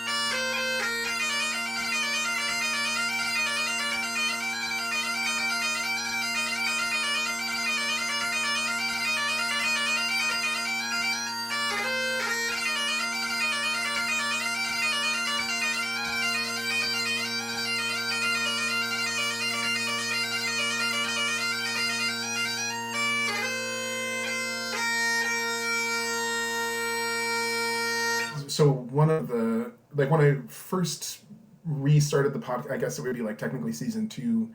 I was trying to come up with like kind of a more standardized, this is what each episode will be. And what I was doing then is I was playing through a Donald McDonald tune and a Neil Dickey tune, and generally singing something from the Scots Musical Museum from Robert Burns stuff. But it really started because so like Neil Dickey came out with that kitchen piping book, where Clumsy Lover is in, and in the introduction he kind of talks about like how restrictive the piping scene was, that you couldn't really play this kind of stuff. My understanding was like, yeah, you have to play it in the kitchen because if anybody hears you, you'll be, you'll never win again. Yeah. And I was just kind of surprised looking at all the tunes in Neil Dickey's collection and seeing how similar there were tunes from the Donald MacDonald collections from 1828. And Donald MacDonald is like the first published source for Highland piping that has like all the embellishments and stuff in there, and does some small pipe, like small music, light music stuff, not just pibroch. So it's published in 1828. The cool thing about Donald MacDonald too, though, is his first pibroch collection, because he's sort of writing out music in a new way. The first couple pages are dance music, and he's saying these are the most popular dance tunes. And so, like, the point was that everybody knows how to play these tunes. So if you know how to play the Reel of Tulloch, then you can look at how I'm writing it and teach yourself how to read and write music this way. Yeah. And so for me, it's like a Rosetta Stone for pipers. Yeah, exactly. And for me, before I realized, like, oh, there's all of these other collections that are maybe not Highland piping, but you can tell there are Highland pipe like placements on it and that sort of thing. It was before I really knew about it, like William Dixon or about Robert Bremner or the Drummond Castle manuscripts and all these things that are older. That was a really important source for me. So anyway, looking through Donald MacDonald's tunes, I was always surprised at how similar they were to Neil Dickey stuff, and how like we think of kitchen piping as like a new invention, and arguably it was. Like they're doing something new because that tradition of dance music had basically died out. Yeah. I mean, people have done a lot of work to say like, it was continual in Cape Breton, and arguably like Australia too had some like continuing tradition stuff, but Highland piping very much switched to kind of military marches, pibrochs and stuff like that, rather than piping in the 18th century or earlier, where like, no, you're the loudest instrument, so you're the player for the dance. Like that's a good source for that kind of thing. And so I would just always compare that. So you do see those kind of high A disappearing note styles. You do see that in some older style of piping stuff. Yeah. And it was interesting to me. So Stool of Repentance is a tune in the William Dixon manuscript, which is a collection of tunes from 1733. And it was, people argue about this, but I'm very convinced by Matt Seattle's argument that this is a collection of a border piper, like a person from the borders that played what we call a border pipe or a lowland pipe or Northumbrian half-long or whatever today. And like you can see that all the tunes are all 9 notes, like they all sit very well in Highland pipes. There's some people that argue that it's Northumbrian small pipes, but I think I buy I buy that this is music for an open-fingered chanter. Anyway, but there's in the introduction to Matt's publication on the William Dixon manuscript, he has a couple like notes and anecdotes about things, but they talk about how that high A seemed to be important and kind of mean something to people listening to it, and might have like a greater importance, or it was just something that people like really, that stood out when pipers had a good high A, that people were like, oh yeah, you got to listen to him because of this. And I started thinking of that tune and like, okay, this high A, oh, there's some high A stuff in here. And I was thinking about, what do you call it, descriptive pieces. So there's several tunes, like Irish pipes are sort of known for like the Fox Hunter, or in the 18th century, there's a tune Hare and the Corn, or the Hens Concert, like all these tunes that sort of are performative uilleann pipers impersonating things that you'd see. So the fox chase is easily the most famous of these, where you hear the horns of the hunters, you hear the fox kind of crying as it's been, eaten or, killed by the dog or whatever. Yeah. And so I was thinking about descriptive pieces and looking at Stool of Repentance again. And, the Stool of Repentance is this kind of Calvinistic thing in Scotland and other places too, but where you get yelled at by the parson or whoever is in charge, and they kind of sit you on this black stool and just harangue you in front of the congregation, And I and that's love how I you're. love the title. That's Yeah, honestly, before I'd heard you play it, I was looking down the album tracks, and this is the first tune I listened to because I was like, "That's a great title. Let's hear this one." yeah. And so and like so many of the tunes in William Dixon's collection, our body is all get out. Like the titles are clearly going out of their way to be innuendos Yeah, or not even at all. yeah, And so then this tune, the Stool of Repentance, and Robert Burns has written about like how there's this hypocrisy of that process, where the parson is, holier than thou, yelling at you, even though everybody knows that they've done bad stuff, or yeah, just this act of public beratement is also in its own way kind of like sinful or something. And so I was playing that, and so I was playing it and thinking about that exchange. And so when I get to that part that seems the most animated, like that is the moment where the parson is like really just screaming his head off okay, at yeah, the guy. that makes sense. And then right after that part, it kind of slows way down and starts playing the variations again as written, but slower. And then in my thinking of this as a descriptive piece, like the guy's realizing like I don't care, like the person that just got chewed out, like rather than feeling guilty about this is like I am going to remove myself of worrying about this, and that's why it ends kind of. To me, the ending then kind of seems chipper and happy because he's not worried about getting screamed at Yeah, anymore on the Stool of Repentance. But I liked the tune already, but like that the music fits that story so perfectly. That gives it another layer, another reason to like yeah, it. That's wonderful. yeah, it's a good tune. It's a really good tune. Yeah. I keep on kind of wanting to. I don't know. It's one of the frustrating things about doing so many tunes every week is that like I don't keep any of them. Like they are. Yeah. I learn them. I basically just sight read them and then move on to something else. And Yeah. like imagining a world in which I'm doing a gig every once in a while again rather than the podcast. It's like, oh, really got to figure out some of these to to like hold on. Hold on to and make it part of your repertoire, right? Yeah, and that's sort of the nice thing about like the album Oyster Rant is like, yeah, these are some of my favorite tunes, and I knew how to play them once. At least I know that. Yeah. Kind of a weird, definitely. I just got back from a couple long road trips driving to North Carolina and back a couple times for like family visits and weddings, and that's a really good stay awake thing is to have a recording of yourself playing a bunch of tunes, Yeah. because you're just, because then you're just playing your driving your steering wheel. Like it's Right, like right. it was way more stimulating than I thought. Like better than listening to podcasts or music is like music that you know how to play or sing You can along kind to. of dust them off. Yeah, well, and it just like it's stimulating part of my brain to make me stay awake. Was Yeah. was really nice. And there has been research done that I'm sure a lot of musicians have paid attention to that suggests that sort of rehearsing in your mind without your instrument in your hands is nearly, if not just as effective in a lot of ways as practicing on your instrument. And so it doesn't not yield benefits in terms of transferring to actual play either. Or so the research might indicate. Yeah. Yeah, I mean, you do that too, though, right? Like, do you play your steering wheel ever? Oh yeah, No? absolutely. Okay. Yeah, I play the steering wheel. I play my wife's hand when we're holding hands. Yeah, Yeah. yeah. It wasn't long before she'd start just asking me like, "What tune you playing, sweetie?" Like, oh Yeah. I had a brief, like not quite, but nearly relationship with another piper. I've and heard that that's a bad idea. I don't know, but Yeah, it didn't work out. It didn't work out. But there's definitely part of me that was like, oh, that'd be kind of fun to like play tunes on one another and see if you could Right. figure them out. But right. it was definitely one of the dumbest. One of the things I'm most proud. Like I knew it was cheesy when I was saying it, but yeah. we were exchanging tunes back and forth or something. And she said, "Oh, that's a really good burl. You've got a really good burl there." And I was like, "Babe, if you like my burl, you should see my Kronlua." It's just like it's such a stupid like. Oh, there's so many dumb things you could say to one another. Oh, as pipers. the opportunities to say them are so limited. Oh, Mo, Yeah. you know what?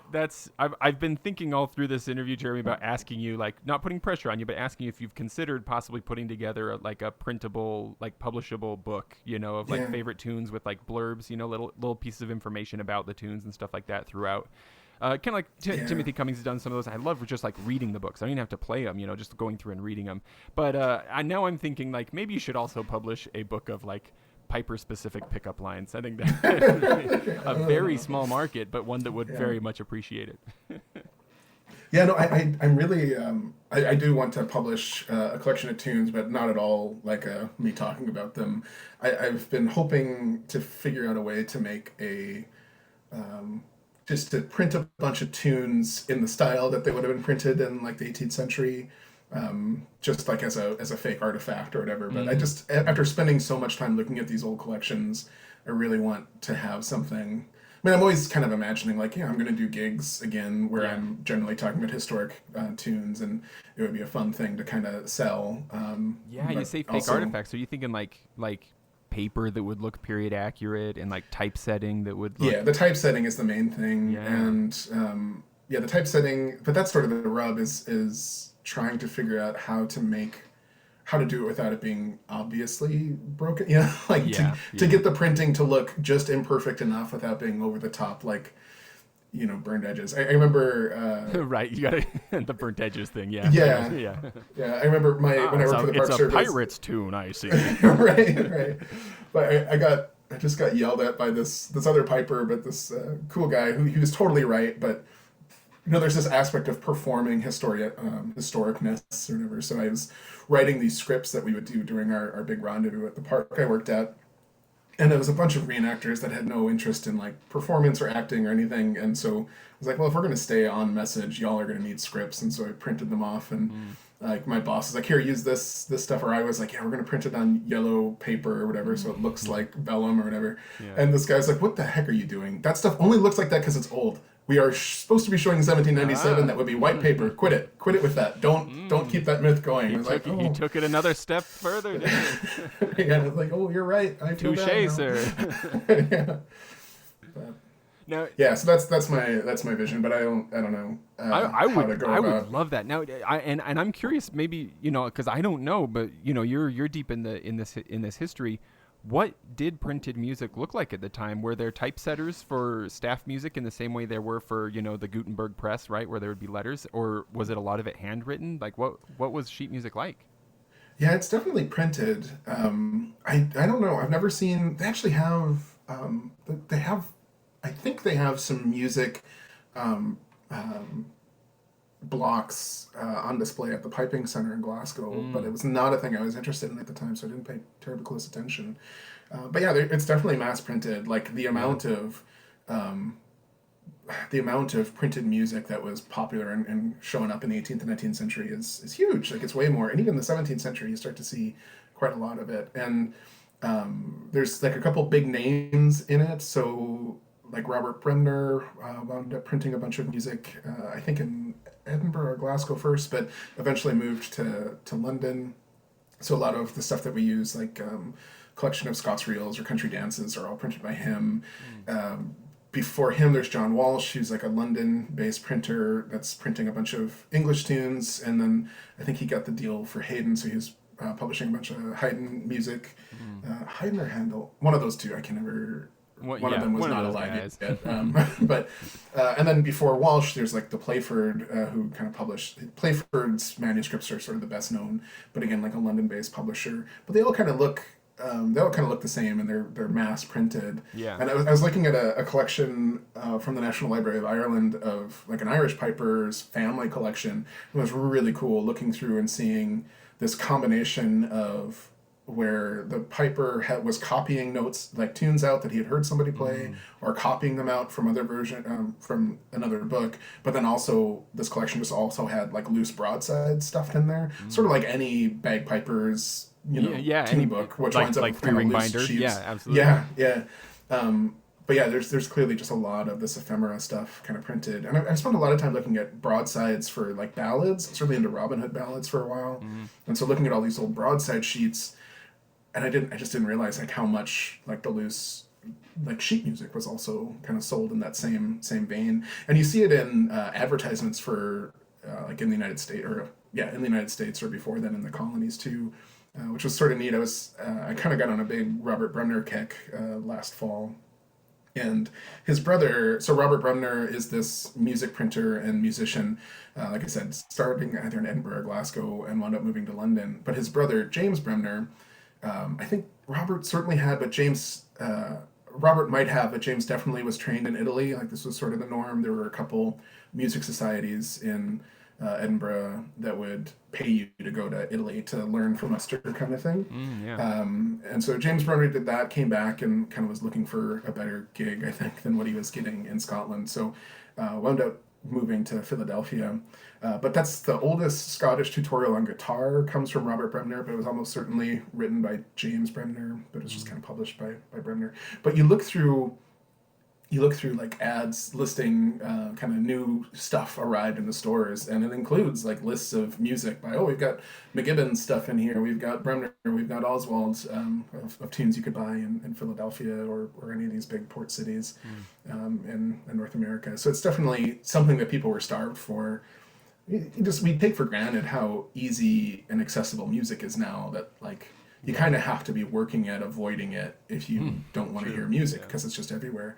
But before recorded music, you're just sort of spending a lot of time listening to yourself hum, and so when you actually hear a musician or see some music, it's a really great thing. But and this is everything that you're describing is also just like adding to this like sort of mind-blowing epiphany paradigm shifting experience I've been having throughout this interview, Jeremy, too, that like the way you're talking about sheet music as like this technology that can like connect us so efficiently to the past, you know.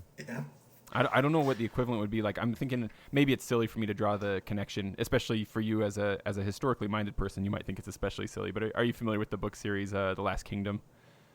I think so. Is that the Anglo-Saxon? That's right. And Netflix did a series based off of it and stuff like that. Yeah. There's a character in there for whom literacy absolutely does not matter. And there's another character for whom literacy absolutely is the most important thing in the world. Yeah. And they have this conversation where one of them's like, that's stupid. Why would I do that when I can just go out and do this thing? I'll just do it, you know? And the other guy explains, like, look, the written word is fascinating because it makes deeds and men immortal, right?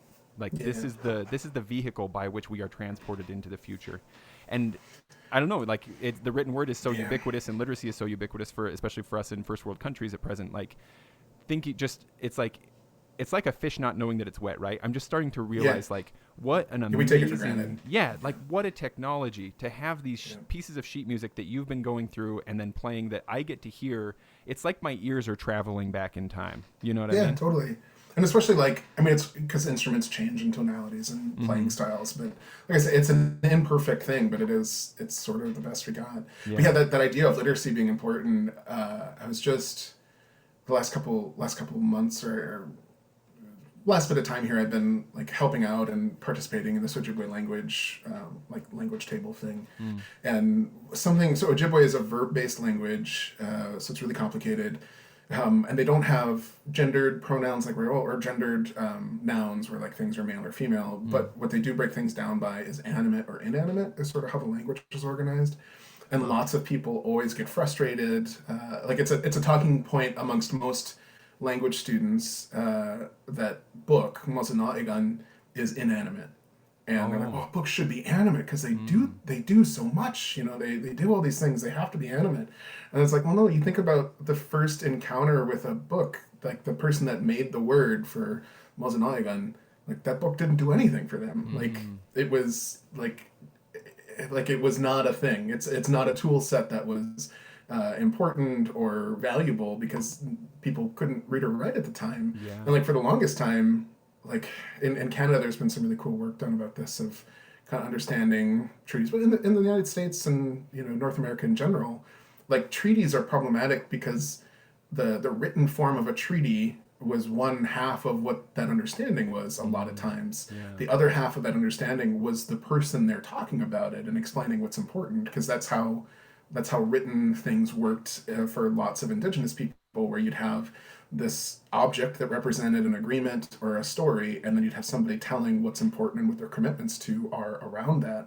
And for the United States government or British government, like they come in writing everything out in legalese, and like to them, what we say doesn't matter nearly as much as what is written down and our name is committed to, which is how it was super easy to be wildly disingenuous so long as you got people to sign things, and it was permanent because of the power that written written word in our legal system, which is a different topic than how great it is to look at 18th century music collections. But it is interesting in yeah. how like also, and maybe I'm missing the point here, but like the idea from the colonist point of view that like because this document exists with this written word on it, the document is essentially immortal.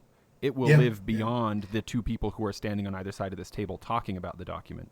Whereas for a person for whom that written word isn't an immortal thing, it's a temporal agreement potentially. Right. And like as a historian, like that's definitely, we're constantly doing that, where you have to interpret these primary sources because they're written by somebody that had a wildly different culture, and the past is a foreign country idea. Like we've got to do some pretty serious work to understand what these things meant to them at the time, or like did they have the like when I'm asking students to like analyze primary sources, one of the questions I always have is like, what information did the creator of the source not have in order to make these claims? Like, what didn't they know? Like, what is revealing in this record that kind of shows like, oh yeah, they didn't know what they're talking about. They couldn't have known this thing that they're claiming. Yeah. Anyway.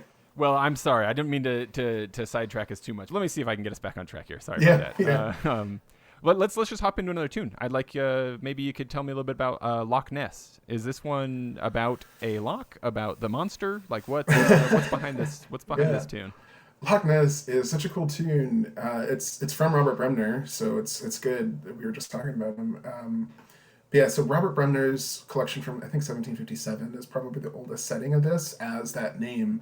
But recently, I've kind of realized, if you look on the album and listen to Loch Ness and then listen to Drummond Castle, they're the same tune. Oh. Like they're different approaches, but it's like there's definitely a lot of similarities between those two things, and I didn't realize that at the time. And then beyond that, so the Drummond Castle setting is from 1736. This amazing kind of fiddler dance master named David Young that has a couple of these really beautiful tune books that have survived today, and you get a good sense of like what music sounded like dance music in the 1730s and 40s from it. But yeah, Loch Ness and Drummond Castle are pretty similar. And then today, or at least in the 20th century, the tune is probably best known as Cutting Bracken, which is of course. It seemed familiar. Yeah. Okay. And again, I was just playing around with trying to play the bass line on Loch Ness. I was like, I'm going to use a low whistle, because a lot of these older like 18th century tune collections will have like a bass clef line to like play as an accompaniment. And so I was like, well, I'm just going to look at Loch Ness again because I know there's a bass line in there, and I did it, and I was like, well, this is kind of boring. I'm not sure that low whistle is the answer to this, and also a low whistle doesn't quite have the reach I need it to play most of the bass lines. But in playing through Loch Ness again, I was like, oh, that sort of sounds like Drummond Castle. Oh, that sort of sounds like Cutting Bracken. So they're all kind of related, but it's a cracking good tune.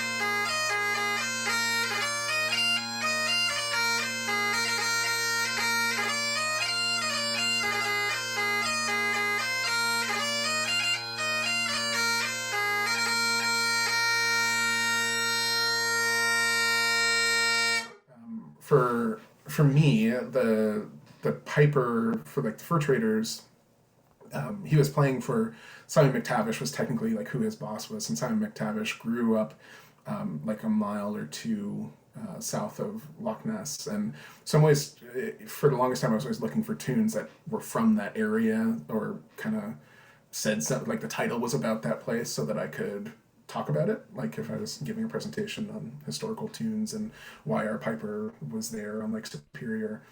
which is sort of why I was fascinated with it. But yeah, I've had a recent epiphany of like, oh, this tune that's why I like it so much. Is it's all these other tunes. I love it when that happens. I don't know. Are you familiar with the book that Fiona? Oh, what's her last name? She does that radio show. She put it. It's called Wayfaring Strangers. Oh yeah, that About tune like or transatlantic. that's Oh yeah, I love the tune for sure. But yeah. she put together like it's almost like a textbook about this like Cool. transatlantic movement of music from the British Isles over into Appalachia and sort of this back and forth trade. Yeah, There's no, there's an Sounds introduction great. where Dolly Parton talks about sitting down with an Irish group to do some recordings, and how like that's great. one group would start playing a tune and the other group would go, "Oh, I know that tune. It's this name," Yeah. and they're like, "No, it's not. It's this name," but they're Yeah. playing the same thing, you know. Yeah, the Campbells are coming. Oh, That's a tune that shows up in a lot of American kind of old timey music. I remember when I first encountered a post on Bob Dunsire that I think it was Aaron Shaw of the Wicked Tinkers had put it up that just described all the different titles that the Bride's Jig had gone by. Oh, cool. Yeah. Bung Your Eye and Lord Dunmar or some lord's name, like just all these different names that I think that is fascinating when you Yeah, you have these tunes that's what's surfacing. it's so cool. I mean, I don't like ABC notation. I much prefer looking at like the actual original printed sources from 18th century, 19th century. Yeah. But the cool thing about ABC notation is there's so much of it you can search. Like you can just search those things. So I don't know who is doing this kind of coding work, but I think that is how traditional tune archive has grown to be so robust, That makes is sense. people doing that. But yeah, you type in any title and it's just great. They'll have like links to all the other all the other names that the tune has had across different traditions or different published examples of it. But Awesome. Well, I also want to play Robin Powers Fancy. I really liked it. You got Whistle popping up a few times in this collection, and this was one of my favorites. And I'm curious if you were to pitch to a Highland piper why they ought to pick up the whistle. What would you say to them? oh, that's interesting. Or would you? Would you even pitch it to them? I Like, don't is it know. even something It's- people need to do? I'm struggling with this because I mean, whistle, yes, everybody should play the whistle. It's so easy and good. It's sort of a frustrating thing to me that in Ireland, like in the United States, you learn recorder as a kid, and recorder is a beautiful instrument. It's cool. I wish that I had taken it more seriously and still knew how to play it. I believe don't know if you. that's been- I can't help kind of go, is it? But that's probably because most of my exposure is like first grade recorder classes. Right, but like if you listen to, like I know maybe in first grade they showed us the good stuff too. But if you listen to like Renaissance recorder groups that are using more than just the recorder that everybody plays, it's really cool. But it's Those still bass kind of a recorders tricky. and stuff, Yeah, it's still kind of a tricky instrument. But in Ireland, rather than recorders, it's penny whistles. Yeah. It's like it's such an easy Great instrument that has so much range, and it's like they're cheap. So Like, cheap. And way I mean, easier than they recorder, could- right? I think so. Like it's a much more intuitive. Like the higher the open note goes, the higher higher the open hole goes, the higher the note goes. Yeah. And in terms of being able to play with other people, if that's ever a thing that's important to you, it's just so much easier than bagpipes to play with other folks and to not be so stinking loud. And it's just, and it's also like part of the tradition. Like Joseph MacDonald's, like the first printed book explaining how to play Highland bagpipes and pibroch specifically, he talks about whistles, like that Highland pipers are learning pibrochs on whistles. And he's not talking penny whistles, they didn't exist yet. He's almost certainly talking about like bark whistles, where you slip the bark off of a plant and, kind of do a DIY whistle until it breaks. But yeah, so it's definitely part of like the piping tradition that we've sort of just lost or ignored, and it seems like, oh, now I can go play at Irish sessions or something. But it's such a good tune, or it's such a good instrument. It's a pain to record. So if you're doing a lot of recording, just get ready to be frustrated with getting the microphone placement correctly and not popping. But yeah, it's less work too. Like, I don't know. I have a really crappy practice chanter with a questionable reed in it, so it's like more work to play my practice chanter than to play bagpipes in terms of pressure. Yeah. So it's just nice to like have a thing that's responsive and easy and everybody can play with. That's maybe not a bad idea. If any pipers need like more motivation to get their pipes out, just set your chanter up such that it's so difficult to play your practice chanter that it's just easier to play your pipes. Yeah, maybe. I don't know. I'm all these folks with digital chanters now. Like I Back in my day. Yeah. Well, I mean, even back in my day, we had them. Just they're just always so expensive. Yeah. It's like I'm not gonna spend $100. I mean, especially as a kid playing when I really could have used like more practice time and space. Yeah. There's so many things that I wish I bought kind of before I got married and started to think of like my life as an adult. My wife is like absurdly Yeah. supportive of bagpiping endeavors, like to a fault. Yeah. Like she let me buy this $2,500 chanter and didn't even make me feel the slightest bit bad about it. But Yeah. there's still things like I'm not spending that kind of money on a digital chanter. Yeah, I definitely look back at my teenage years, like when I had no responsibilities, and I'm like, what? I bought a lot of candy, pizza, and a longboard. Like I could have really loaded up, you know. Like I could have got a lot of equipment to last me the rest of my life.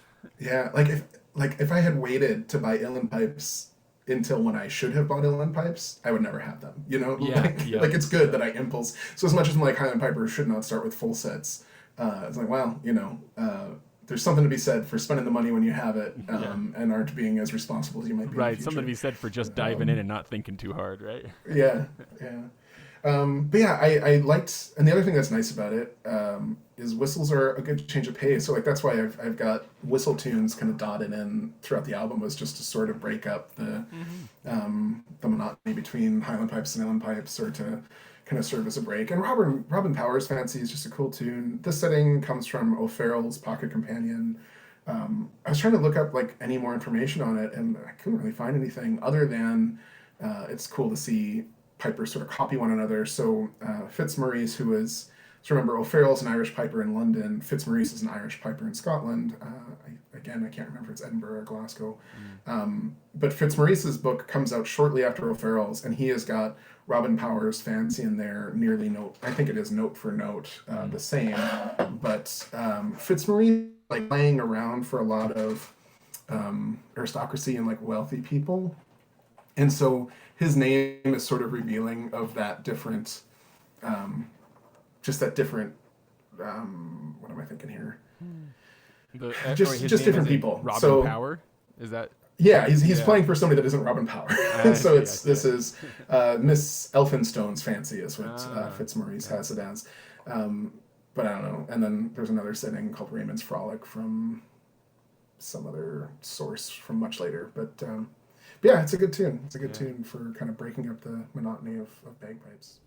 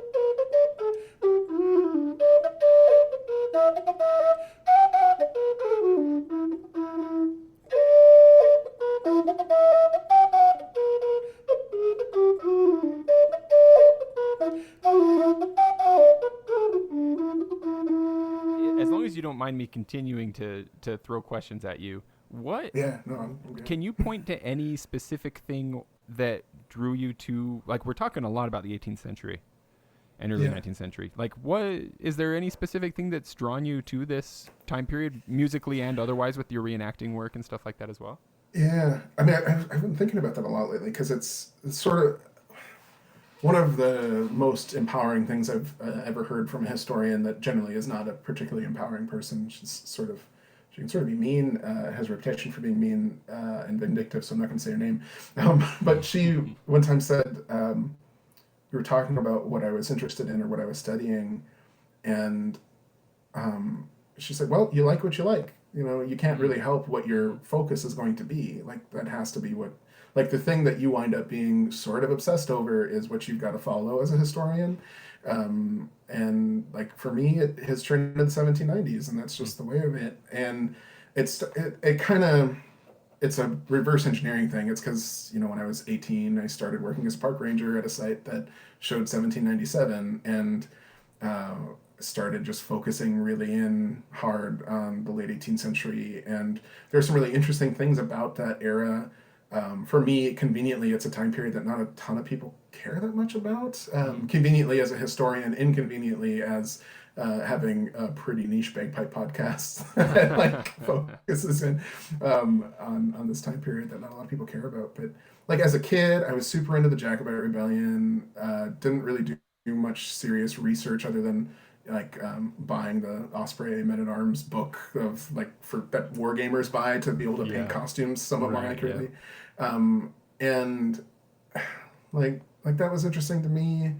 Kind of fit in this kind of American idea of what Scotland's supposed to be in rebellion and all this kind of jazz. And I think the more I became aware, like as a historian, about how the world worked, and just how connected everything was, the 1790s became really interesting, because it is this kind of really, it's this transitional moment, I guess, between kind of industrial revolution and you know, the clearances, like all these things that are happening in the 1790s make for a really messy and interesting history. And then on top of that, you've got like a world war happening in Europe. That's clearly affecting how things are happening. But for print media and for music, it is like O'Farrell. God, everything just comes back to O'Farrell. But like, you can see in his collection of tunes, like I think his first book maybe comes out in 1800, which is a Tudor, and then within 10 years or maybe 15 years, the other books come out. But you see just how mixed up everything is. And the more I study like earlier music collections, it's clear that things were pretty mixed up before then too, that there was quite a few musical influences. But yeah, it's just it's a cool sounding music to me. Like country dances from the 18th century sound really cool, and kind of Baroque music, or Baroque, I guess. But I like it. I like it all. Just a dumb answer, but like, I just like it all. I think the other thing I like about it is things are being mass produced, sort of, but not really yet. So there's still, like, the late 18th century has a lot of handmade quality right alongside the first kind of mass-produced things, where everybody's going to have a similar blanket or a similar, you know, accessories, but you still have a lot of space for homemade items. So like the material culture is really interesting to me. Might be part of it too, but yeah, for doing Indigenous history, the 1790s are nice because it was like this in Lake Superior anyway. It was at the stage of relationships between Indigenous people and colonizers where it isn't painfully obvious how bad it's going to go. And the Ojibwe, like the folks that I mostly study and like the language I speak, is all like they were still very much in control of things, and pretty powerful, because there was, you know, out there anyway, there were still there was different fur trading companies, different European powers, so you could kind of negotiate and play people off one another. It's also a really interesting time because of, you know, the expanding United States. You start to see refugees, people that are like fleeing and relocating because of the Northwest Territory Indian Wars, kind of in Ohio and Indiana, where Ojibwe people and Ottawa people are kind of getting further and further west. And so it's a really interesting time for a lot of different people mixing together. And for me, any place, I always said Grand Portage was like the perfect place for me to work, because I got to talk about Ojibwe history, Scottish history, fur trade history, and play bagpipes. And there's not a lot of places where those things perfectly align. This and was the delta for you. Yeah. And like, I sort of felt that way too. And when I was doing my comprehensive exams for my PhD, which I'm still, like, I'm just a candidate, haven't written the book yet, but I was just kind of shocked, spending so much time in North Carolina to visit my wife's family and stuff, and just always had an interest in kind of the history of slavery and enslavement, and realizing that there was this history field where you could talk about Indigenous history, kind of colonial American history, and slavery and Scottish history, and it's like that was a legitimate thing. It always felt like I had too many hobbies and wasn't focusing on anything, but realizing that like the history of the Atlantic world was a thing where I could do all of that stuff. But the 1790s are kind of an interesting time for that, with like the Haiti slave revolt or Haiti rebellion and that sort of thing too. So yeah, I don't know. It's a cool time, but I think really any time period is interesting if you look at it long enough. Yeah, that's a fair point. But, yeah. No, it is really interesting, and it. I mean, I've been curious about that anyway because like I'm by no means a historian, but my wife was a history major and has done some research work and stuff like that, and she. She'll be upset with me that I don't remember exactly. She was doing women's history in a certain time period that I think was probably included the late 1700s, partly because of course she loves Jane Austen, right? Like, of course she does, right? Like, and so do I. And this is part of what I've really enjoyed about listening to some of your music. Some of these, in fact, it definitely comes up in the Stool of Repentance. I hear these movements, in these like dancey tunes. Yeah. Maybe that's not strictly a dance tune, but it feels dancey to me. That I kind of go, oh, like my wife and I go to these like Regency gatherings. Well, when we can, when COVID isn't happening and stuff. Right. And so they'll play period accurate music, and it's like I can hear. It's like this. What am I trying to describe? Like up until recently, my experience with bagpipes has been very much against a backdrop of military regimental style music. And aside from that, I was also being exposed to some of this sort of Regency era social dance music, but on other instruments.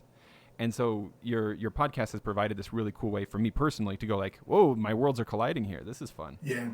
Yeah, you can do those things. They did those things, like,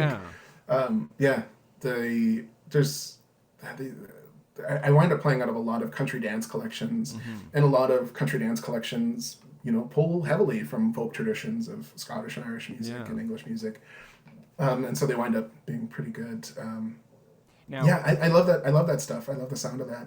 I've had this episode that has been like half recorded for a year, maybe at this point, about Bath, because there's sort of an interesting history of piping and pipers at Bath, and it's clear to me. I'm pretty sure that O'Farrell traveled to Bath and performed there. I know that other pipers did. It's sort of weird now. In the Bath Cathedral, there's part of it is decorated with like little angels playing bagpipes. Oh, I didn't but that's know that. like in the 20th century. That's been added in there. Oh. And there was an instrument seller kind of right across the street from the cathedral that sold bagpipes, that advertised as selling bagpipes. And I've been talking with, part of the reason it's kind of taking forever is there's all these loose threads that I've kind of pulled at and forgotten about, and haven't been sure how to talk about it. But the Duke of Argyll, when he went to Bath, he brought a bagpiper with him. So like that would be a big thing, like to have this arrival. And I was just looking at newspaper. Like his personal piper, like to like announce his I'm arrival. I'm not sure that the Duke of Argyll had a personal piper at that point. I guess he probably has. Maybe he just hired one though to like, you're coming with me to Bath. Yeah, but grab when some spare reeds. right.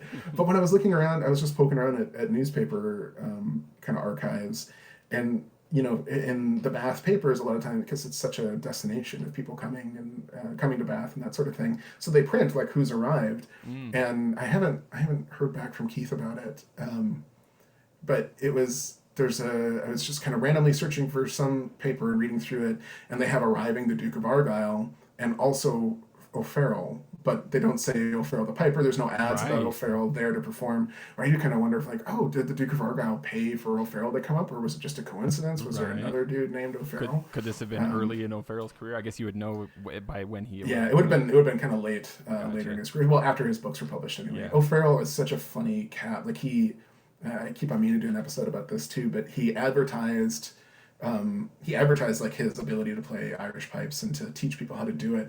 And like, there's this famous story, I think it gets attributed to Seamus Ennis sometimes, about it taking 21 years to learn how to play the Irish bagpipes. I've heard that one, yeah.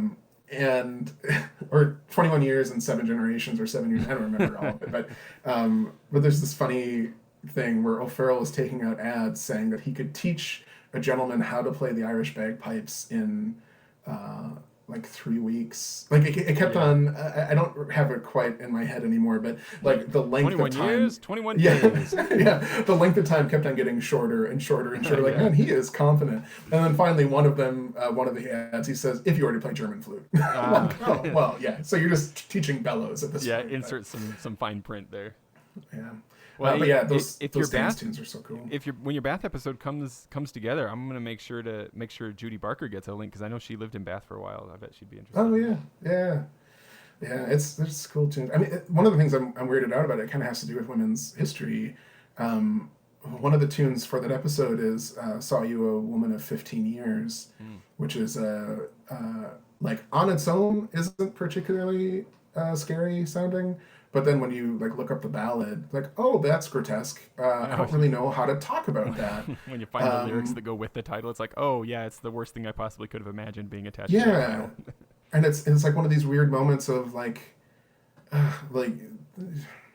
this argument that people make that you can't judge people in the past based on today's standards. There's a way that argument is made that seems really disingenuous. Yes. Yeah. Or just not well thought out. Because like so many of the things that people say, oh, you can't judge them on that. You know, people at the time all felt that way. Like people at the time all felt that way so long as you continue to ignore the voices of the people that said no, that's not good. But yeah, so like there's this, like obviously there's a normalcy amongst like wealthy and powerful people to, you know, have relationships, like even marrying teenage girls. But it's like, oh, that seems like a thing I should know how to talk about more before I actually do the episode because it does seem so tied into it. But the same idea of like, oh, we can't judge slave owners because that was what it was like for the time. Like, well, you know, enslaved people didn't want to be enslaved. Then, believe it or not. Even then. And then, like, anytime you say that, they'll bring up, well, there is this one slave revolt where the slave owner, like, the slaves wound up owning slaves. So, you can't say that. Like, geez, you got that one example that breaks it all, I guess. And the main thing, too, like, you hear people say that with Indian removal, like, when... like the Trail of Tears and all that stuff. Like, oh yeah, you can't judge them for that. That was that was just the way of it. Like literally, the Supreme Court said you can't do this. It's wrong, and they did it anyway. So like to say that everybody went along with the thing ignores it. It always winds up ignoring the voices of Quakers or the Supreme Court in that case, or you know, all kinds of people. Don't the Quakers like show up throughout history so often, seeming to like have got things right? Like I'm often surprised, like, oh yeah, there was a voice of reason, and there was a Quaker. Well, look at that. Yeah, somebody did a good thing, and it just happened to be a Quaker. Yeah. Yeah. Well, and is that one of the complicating factors about like being passionate about at any time period, that like you will find sort of messy, unseemly things, and it's like your passion makes you want to, like, it's like this complicated enthusiasm for the period mixed with the sort of repugnance of some things that people might have said or done at the time. Right. Like, yeah, the going to the past to find heroes is that's an exercise in ignoring some things. Like you're going to have to ignore some things, and makes it sort of a fraught enterprise. Like I don't know that you should. Like there's been a meme going around lately that if you are upset because if you're upset because you're studying history, if you think studying history you shouldn't be upset about things, you're not actually talking about history. Like that's the ideally, like if things are good, if we are all succeeding, if we look to the past and see things that bother us, that probably means we're doing better. Like like we should hope to, you know, progress towards a more fair and balanced society than what things were when there were such extreme power dynamics that you could literally own people and their family. Like we should hope to be moving beyond that. We should hope that arc is slowly bending toward justice, right? Yeah. So it's weird.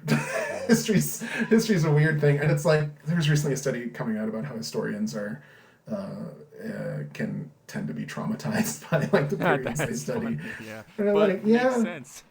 I don't know that I'm traumatized, but I'm certainly jaded. Like I don't know. And I feel bad about it. Like studying Indigenous history, it's a long dark history of, Mm. and there again, it's bad to look to the past and see something good, but it's really hard to like compare Indigenous history kind of prior to colonization to how things are going now and not see like, oh, that might have been nice.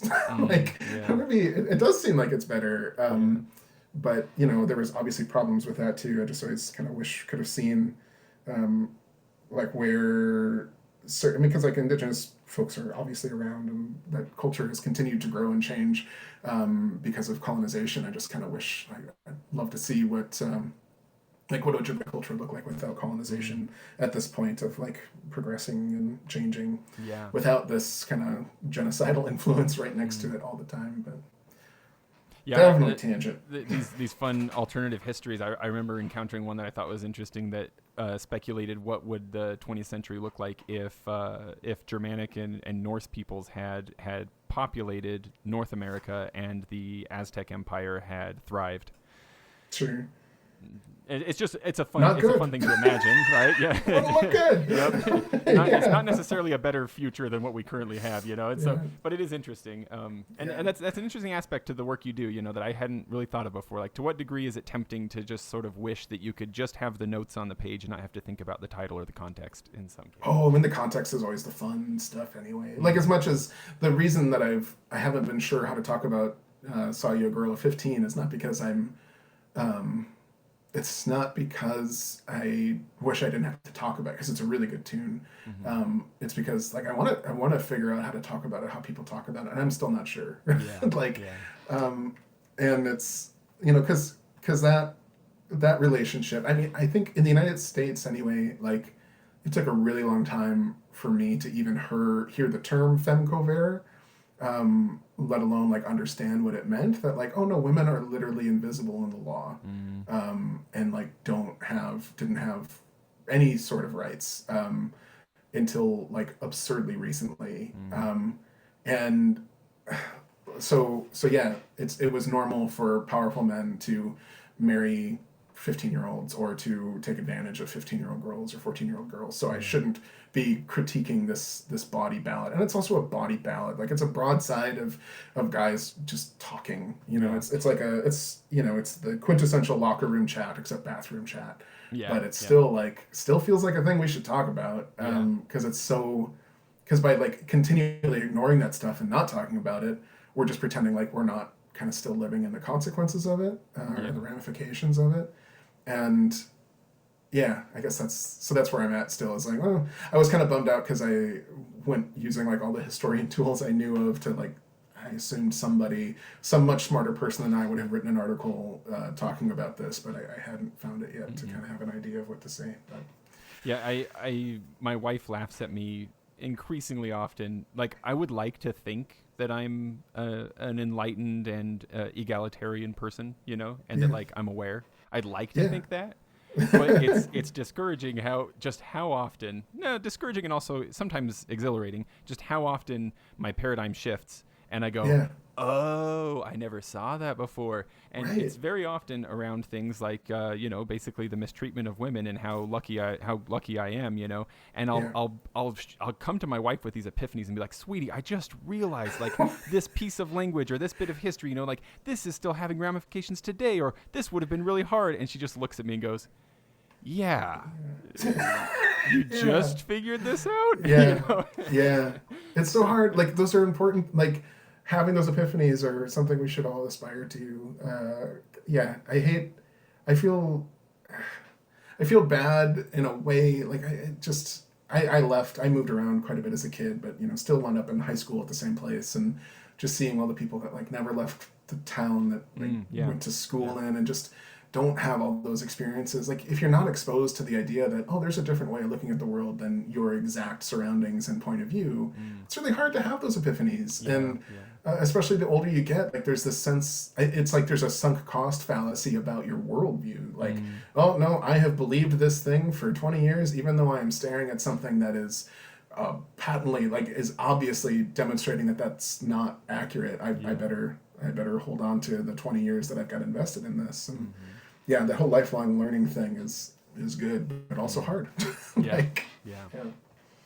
Well, Yeah. I hope that you can find a good way to talk about that tune, because I'd love to hear it along with anything else you can produce. Yeah.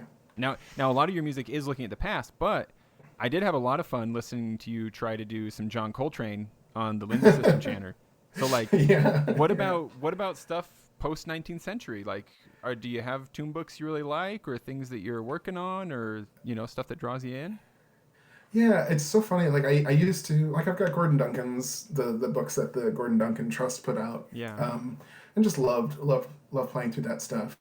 Listening to Lincoln Hilton, I'm like, oh, I'm an old man now. My I know. fingers can't do that anymore. Lincoln Hilton, man, I love him so much, and in some ways he's like what's the word for it? Like he's so handsome. He's Sure, young, yeah. and he's got such great media quality, and his Yeah. fingers move so lightning fast and so Yeah. clean. It's like a machine that has a heart, And it's like I I'm so overboiling with like jealousy, yeah. envy, but also admiration. So it's like there's no anger, but like I'm just trying to be honest. Like I've got a mixture of feelings going on every time I Yeah. watch his stuff, and I can't stop watching it. Well, I remember maybe this is a joke and I'm still out of it, but I remember like in the aughts or something, somebody posted a joke about burl oil. That all the best pipers. It was like an Using April burl Fool's oil? joke. Yeah, that like if you really want to be good, you've got to use this lubricant on your fingers. I so you don't can play remember that, super but I fast. like the joke already. And it was a joke. I think Lincoln sells it. Like I think it is real, and No or maybe it's way. an April Fool's joke that he did again. I'm going to modern piping right now. Yeah, I mean it might not be called burl oil, but like this idea of lubricating up your fingers to snap faster and all that stuff. Well, and the other thing though is that he's got the chops. That honestly, Right. if he took Well, I anything remember- that I previously thought wasn't a real thing and he said, "No, I do this," I'd be like, "Okay, sign me up." Yeah. Well, I remember when Mark Saul was first. It's sort of funny that these folks are all from like Australia, New Zealand, and stuff. But Yeah. but when Mark Saul first came out with like the Mixolydian and Hell Down Train or Steam Train and Malag and all that stuff, there was a lot of old school pipers are like, that's not real. He's obviously Yeah. editing it to Yeah. speed it up because that's not a thing you can do. And like Mark Saul's stuff, I've got his books too. Like I could play all of that. I loved it. It was cool. The problem with it, and I think Lincoln's stuff too, is it's not particularly good as a solo thing. It's really Yes. great for like having an ensemble of people playing. Right. But he had one tune that I found the music for and I liked his playing. I can't remember what it was, but I looked at it and I started playing. I'm like, no, I can't do that. Like I can't actually play that way. My body and doesn't do that. I don't have yeah, that feature. yeah, and I've gotten I've become a way better piper in the last year. But it's also like a way better piper in the specific way. But there's this way that I feel like my path has diverged. When I first started piping, I wanted to play Clumsy Lover and all this stuff, and the perk of pipe bands where everybody's got to play the embellishments exactly the same way is you start to think of those embellishments like you can realize at speed how they become musical. Yeah. And certainly in like 18th and 19th century sources, 19th century sources, you see that too. But it's different. It's at a different level now. And even like looking at the two different versions of a tune that Donald MacDonald printed, like one in 1828, one in 1838, he's got different embellishments for it. Like it's understood. Like, yeah, you can do what you want. Is sort of how I take it. But by always being so consistent in doing it, the chirping sound of that grace note becomes the embellishment in itself, right? And that's not a style of play that ever really interested me, and so it's not something that I've honed. And my fingers just rebel at it. Like, oh, I've got to, in order for this tune to work. I think it was like you hold a B and just do a D grace note over and over and over and over and over and over and over again. Yeah. And I was like, no, can't do that. And it doesn't sound musical to me. Like it's, I Morrison think does generally, some of that stuff too. yeah. And I think, I've tried to copy him. Like I can't do it. Like yeah. can't I do think it. generally, I think there's this. Since getting this new uilleann pipe chanter, I have slowed way down in my playing, and there's always that stage of like when I'm young or had a hard read. Like when you have a hard read, you play fast. Like there's something that goes on in your brain. Like, well, this is hard. I better get through it. Yeah. That you have to unlearn. But like getting this, I didn't realize quite how much reeds, instruments kind of impacted how you play. and then getting this new tenor that just sounds so amazing and is nice and soft to play, I just like really slowed way down in my playing, and I much prefer the music, the musicality of it. But then there's this other. I feel like a lot of Lincoln stuff, like it's the opposite. Like you need to play it to speed for it to sound right. Like it's a face melting guitar solo, and it's impressive at its speed. But if it were slowed down, it actually wouldn't be that impressive, or wouldn't have the same charm or something. Yeah, but so I don't know. So Lincoln stuff is beyond me. It's a thing I enjoy to listen to every once in a while, but it's not it quickly became clear like I'm actually not interested in trying to play that. But Gordon Duncan stuff is also like technically challenging. But what I loved about Duncan stuff is like he did it differently. Like he's using. I mean, and he learned so much like from that Irish repertoire and style of play of like, yeah, we're just all playing this tune together, but you kind of do different things with it. And it's kind of one of the things I love about, looking at those tune books compared to, because I'm not sure if Gordon did this with all of his albums, but in one of his albums, he like published all the tunes in the book when you first bought it. I think it was Pressed for Time. And so you had all the sheet music for the tunes, and then compare it to how he actually recorded it. Like, oh yeah, there's really no similarities there, or there's similarities, but there's a lot of differences. Anyway, yeah. So modern piping tunes are cool. I feel less interested, and awkwardly right now, my favorite new collection of tunes is from this piper from the Borders, or from Northumberland or Northumbria, named Ian Gelston, who's just clearly the best border piper around right now. And he plays Northumbrian small pipes and border pipes, and it just sounds amazing. His instrument's amazing too. It gets up to the second octave pretty well, but he plays in this way that isn't how like most border piping that you listen to is, like Fred Morrison or any other hotshot piper like Ross Ainsley, who are playing Highland pipes on a border pipe tuner, rather than actually playing the music of that tradition. And so it's not quite as fast. And I really love it. It sounds so much like, and it just looks so much like these 18th century tunes, and I like the musicality of it. But the funny thing is, like, Ian just put out a collection of tunes that he wrote, and I don't generally buy new collections of music, but I bought it. That's not like, exactly your thing, huh? I love all of these. But again, he wrote brand new tunes very much in an 18th century style, so it's like, it's a toss up. But yeah, I don't know. I'm one thing too is I'm surprised at just how much music there is. Like I wouldn't, if I asked, when I first wanted to play 18th century or 19th century bagpipe music, I would have assumed, I did assume that there was like, in terms of resources, there's probably like 2 books to look at, as opposed to like, I've got at this point my like notes page for like, so all those footnotes or whatever that show up in the show notes for a podcast episode, link to the collections. Yeah. And I have one big long file for season 4 and one big long file for season 5, and both of those documents are 40 pages or more. Oh man. And granted, there's links to the same collection multiple times, but I've got like, it's like, there's like a lifetime of work to just play through all of the tunes that would have been played by pipers in this medium, which is sort of surprising. There's so much music. That's sort of why I quit trying to write tunes when I was younger. It was like, there's already so many tunes to learn. What can if Donald MacLeod wrote so many tunes, what can I possibly hope to bring to this by writing original music? But yeah, it's interesting to me that like I feel like I'm seeing a parallel in my own experience, that like I started piping at 14, so a bit older than you did, but just like for the last few years I've been sort of like coming to this realization, or coming to like accepting this fact that like as a child playing bagpipes, just like with everything else for a child, it's unlimited potential. It's like, well, someday I will learn that, someday I will do that, someday I will have that, and I'm reaching a point now where I'm like just accepting and being okay with the fact that like I will never be able to do that. So like where I was younger, it was like, it might be like, I love this person's piping and I'm going to play like them. There's a slight shift to go, man, that person's amazing, and not have to tack on, and I would like to learn to, I'd like to, but like a shift to appreciation for appreciation's sake, not for like aspiration as well. Yeah. I think that's good, right? Like, that's totally, that's a healthy place to be. As a kid, I wanted to be a grade 1 piper. That was really important to me. And then I competed once, or maybe I think I competed 3 times. Like, nope, that is not a thing I care about. I'm not gonna. And it seemed like impossible. And I didn't. Yeah, it seemed impossible, and it's sort of funny. I always wonder how much of my uh, behaviors and interest in music is like just justifying that decision not to Yeah. not to do that. And I had this weird moment where the pipe major of that Minnesota band that I was in college, like he was maybe a little bit better than me. He was certainly better than me in being able to play a tune exactly the same way every time.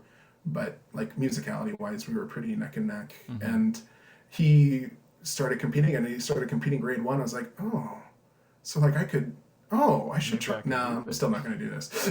Like this is still not a thing I So care now about. you know you could, but you don't really want to. It's you Yeah, honestly don't want to. yeah, because it's not. I've had. I feel bad because it's looking at like honestly probably your podcast probably has more listeners than mine does. I don't know about that, 'Cause man.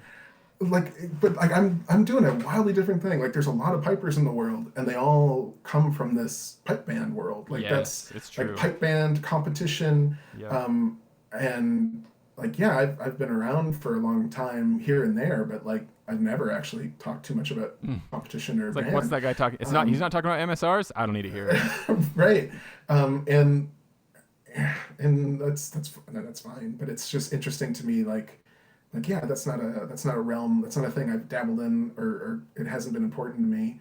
um I sort of lost my train of thought there. Well, I let me um pick it up while you look for it. Let me just insert this that like I have wondered before, even in this conversation, like to what degree have we been seeing over the last few years a shift that's like it might feel like it's going to something entirely new, but does it not feel kind of like the piping tradition used to be wider and bigger and more open, and it kind of became restricted into this sort of regimented, and maybe this is just my own experience, so this is what I'm seeing, right?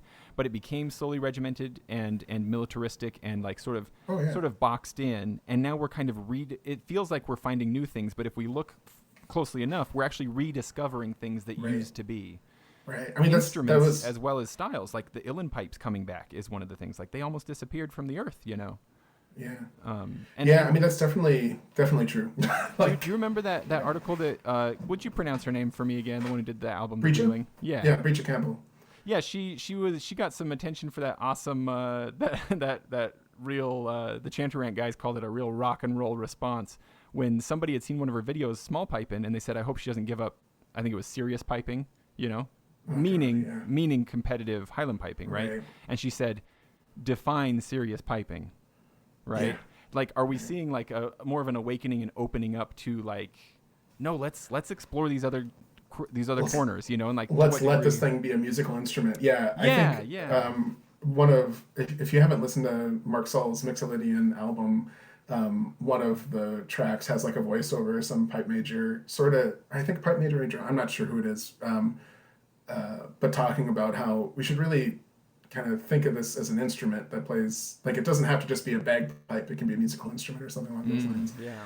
But yeah, I mean, that was definitely my realization in looking at Donald McDonald's stuff or Angus Mackay stuff. Like all of this new tradition of kitchen piping is something that's already existed. Like that this was already a thing, and it's clear. Like I think Highland pipes would have died out or would have certainly become less popular than what they are if it weren't for the competitions Yeah. and for the military. Yeah. So there's part of me that's like, oh well, we're obviously indebted to this. Yeah. But if you read, I think John Gibson, I can't remember what his first name is, but he's got a couple really awesome books about the history of Gaelic bagpiping. And he points out like from like day one of those bagpiping competitions, there were people that hated them, that said, what Yeah. are you doing? You're ruining the music. Yeah. This is not how this music is supposed to be performed. And I think there's some other things that I haven't read yet, kind of talking about like what a recruitment tool the various Highland societies were in London and in Scotland to kind of drive people towards the military, and kind of really focusing on this militaristic use of the instrument rather than it being used to play dance tunes.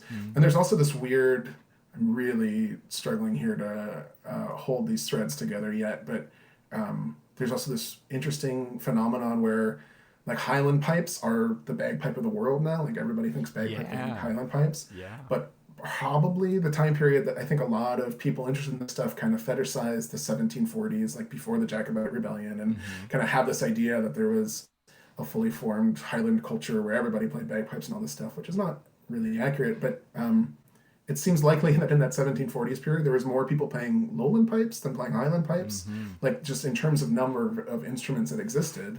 Like Keith Sanger gave a really interesting talk about just how much a highland bagpipe cost in, kind of the 18th century, and how it's like a year's or two's wages to like be able to do it, which is why it was so much tied to like this bardic tradition of, a family's piper, a wealthy family that could support a piper, because it's expensive even to get the instrument from in the first place. It's all quite a bit.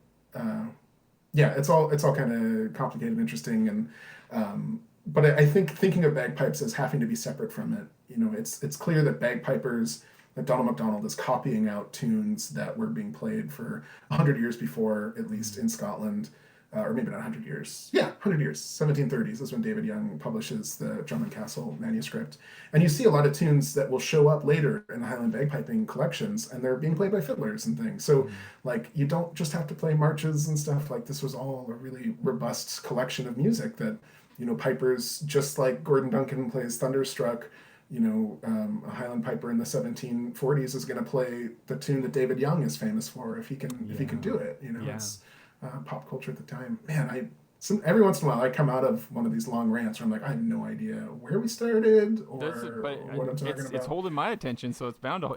You got at least one listener here, man. So carry on.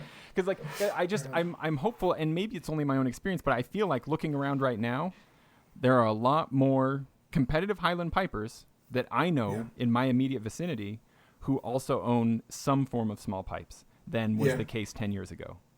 So I'm like, maybe we're seeing a collective shift, right? Like a turning back to this kitchen piping tradition, back to dance tunes, maybe we are seing that. Yeah. And that would be exciting. It's such good music. Like, a 6/8 march is awesome. A 2/4 march, like I love a good 2/4 march to the point where I'm afraid to play them because I want to, the 91st or 90 whatever at Modern River is like one of my favorite tunes ever that I'm just totally afraid to play because I want to always do it justice. But like, I love a reel and a jig. A jig, man, they're good stuff. Yeah. Like just playing a variety of music and And it's sort of weird. That was the big point. The big epiphany I had, I was talking with a buddy of mine that's been a really big supporter of the podcast, and he's been in the piping scene since maybe the 80s or something, maybe even longer than that. But we were kind of talking about how competition, what it means to people, and how so many people are interested in it, and realized, and just the way, it's pretty unique, Highland bagpiping competition, where, it's the same people competing to win the same prizes year after year after year after year. Yeah, that's true. And it's like the only thing that there's not really an equivalent music tradition of that. It's sports. It's just sports. Yeah. It's not a music competition. It's a sporting competition about music. And that's, and sports are fun. People get into sports, unless you don't. So, right. But it really helped my understanding of sports are really important to people, just like Highland bagpiping competitions and that sort of thing. But yeah, here locally, we even use, here in the Western United States Pipe Band Association, we even use a service called R2 Sports to manage all the, signing up for competitions and everything like that. Because of course that's the model that makes sense, because that's what it is. Yeah. Yeah, I kind of love in Ireland, they have competitions and festivals and stuff where people compete, but you definitely get the sense that once you win it once, you don't compete again. It would be bad form to do so, right? I think, I don't know. I don't know. Right, but I'm always kind of surprised when you hear about people competing, or it's like, oh, why didn't Porg McGovern compete? He was judging it, he won it before. Right. Right. There isn't the same thing. Whereas the idea of somebody winning the Glenfiddich or whatever that isn't Roddy McLeod or Stuart Little or Jack Lee, it's it's got to be one of those guys. Well, maybe they've already won once, and I don't know. Or in some of their cases, several times. Yeah. Right. I don't know. I think this. Yeah, it's a whole different thing, and the constant creeping up of the chanter stuff. Yeah, isn't that interesting? It is weird, man. Super weird. Yeah, my wife often comments on it's an inherently weird thing to judge art, to say we're now going to compete with art. Technical difficulties. I had read some speculation from somebody, or an idea, that possibly part of the reason the Highland bagpipe is like the bagpipe is partly because there are other kinds of bagpipe that have been developed all over the world, but as the Highland pipes moved out with colonialism, they started to replace what you might call indigenous bagpipes in different places in the world. And so, like, as that's happening, also sort of more classical instruments are replacing the pipes in parlor music in Europe. And so, like, you have these multiple factors that come together to make it so, like, what does bagpipe mean? It means the Highland bagpipe. And how do you play that? The way the military bands do. Right. Yeah. Yeah. I think I agree with that a lot. My joking interpretation of it had always been, like, as much as we think of bagpipes as a Scottish thing, the weird reality is that Scotland was sort of the last place to get bagpipes. And so when the rest of Europe was, like, moving on to other things, it was like, oh, it's brand new. It's just like super exciting, brand new thing. Yeah. But I'm not sure if that's totally accurate either. Yeah. But in timeline, I mean, it does sort of work out that, like, bagpipes sort of show up in Scotland after they've already been developed elsewhere. But yeah, I think colonialism has a huge part. That, like, the reality is that places where, you know, those folk traditions of bagpipes had sort of died out, and maybe they weren't as robust. You know, there are a lot of people's bagpipe tradition. It's a pretty pastoral thing you do when you're out with the flock. Oh yeah, alone. Absolutely. Yeah. And, like, you might have, I mean, like, the Italian bagpipe tradition of, like, it's so closely tied to Christmas celebrations and still being in, like, shepherd's clothing of, like, coming into the town and playing your, I'm gonna say Zamboni, but that's not what it's called. Zambona or whatever. Zamponia? Yeah. No, or is that the Spanish one? I think that's the Spanish one. Anyway. I think it's Zambonia. But yeah, anyway, that glorious giant instrument. Yeah, and whereas, you know, Highland piping is very much tied to aristocrats and court and wealthy folks. And there's some French music traditions that way too, but then they beheaded all those folks, so there's not quite as much of a, we should have a musette here. Like, let's not do that. Maybe not that popular. Yeah, but then when, you know, the bagpipe spreads to cultures that don't have bagpipes, it's the Scottish one is what they see first. So, yes.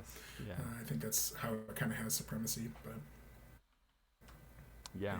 Now, let me kind of shift us toward a graceful close here.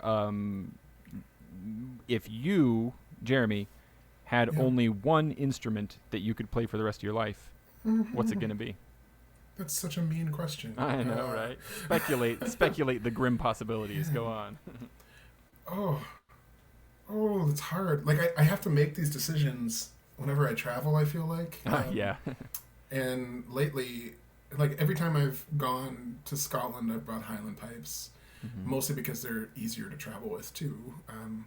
But I was kind of speculating about, in theory, I might be going back to do some, depending on how things go, I might be going to Scotland to do some research in the next year or two. And the idea of not taking an uilleann pipe was like, well, that's not a possibility. To the point where I was like kind of speculating about just buying a new instrument that would be distracting. So I was like, I'll get a set of John Swain border pipes while I'm over there, because they're sort of like the perfect hybrid between Highland pipes and uilleann pipes. And but yeah, I don't know. It is clear to me that Highland pipes are still my best instrument. But if I only had one instrument for the rest of my life, it might be a whistle. I don't know. Interesting. I didn't expect it to be a whistle. That's interesting. Yeah, I mean, I would miss the leading note or whatever, the low C or the low G. Oh, I don't know, man. That's brutal. I keep on thinking about during the pandemic, we started watching, like, Alone, that, you know, the, like, bushcraft show where people are out in the bush and stuff. And you get to take 10 items. I'm like, well, there's no way I'm not taking a bagpipe as one of my 10 items. Jeremy shows up to the show with, like, I only have 6 items that aren't bagpipes. Right, yeah, exactly. I brought a match and 6 different types of bagpipes. Right. It'll be fine. Awesome. Yeah, I don't know. It's recently I did, because uilleann pipes are sort of new to me and they're more exciting to me. I tend to play more of them. I mean, they're not new to me. I've played them almost exactly as long, but having this new chanter really helps. And I've spent less time seriously on it than I did Highland pipes. And so my podcast tends to lean more towards uilleann piping than Highland piping. But I'm a way better Highland piper than I'm uilleann piper. So it's I get self-conscious about not having enough Highland piping on, especially because I think most of my listeners are Highland pipers that are interested in dabbling in other stuff. But yeah, I released an episode not too long ago that was a bunch of tunes from a 1780 collection or later, a guy named James Aird, which is not a bagpipe collection, but there's a bunch of tunes in there that seem to be bagpipe tunes. And so I played through a bunch of those, including one that Brecha Campbell does. I have an episode where I play a track from her, and it's because she does the same tune. And yeah, so it was like mostly Highland piping, and somebody that I talk with quite a bit, they're like, don't take this wrong, but you're really pretty good. Like, you've gotten a lot better. It's like, yeah, it's only because I didn't torture anybody with me trying to figure out how to play uilleann pipes. It's like just me playing Highland pipes. Yeah. So yeah, I don't know. I think I'd have a hard time not having Highland pipes in my life. But I love how long, when an uilleann pipe reed is working, it lasts. So yeah, I guess, but that's why longevity-wise, I'm just making all kinds of caveats. That's why I whistle, because a whistle doesn't go out of tune or break, or so. Well, it does. Right. So it like a solid titanium whistle, an adamantium whistle if possible. Yeah, I got you. Yeah. Technical difficulties. But okay, so we're back together then. We are recording, so maybe we can do this live then.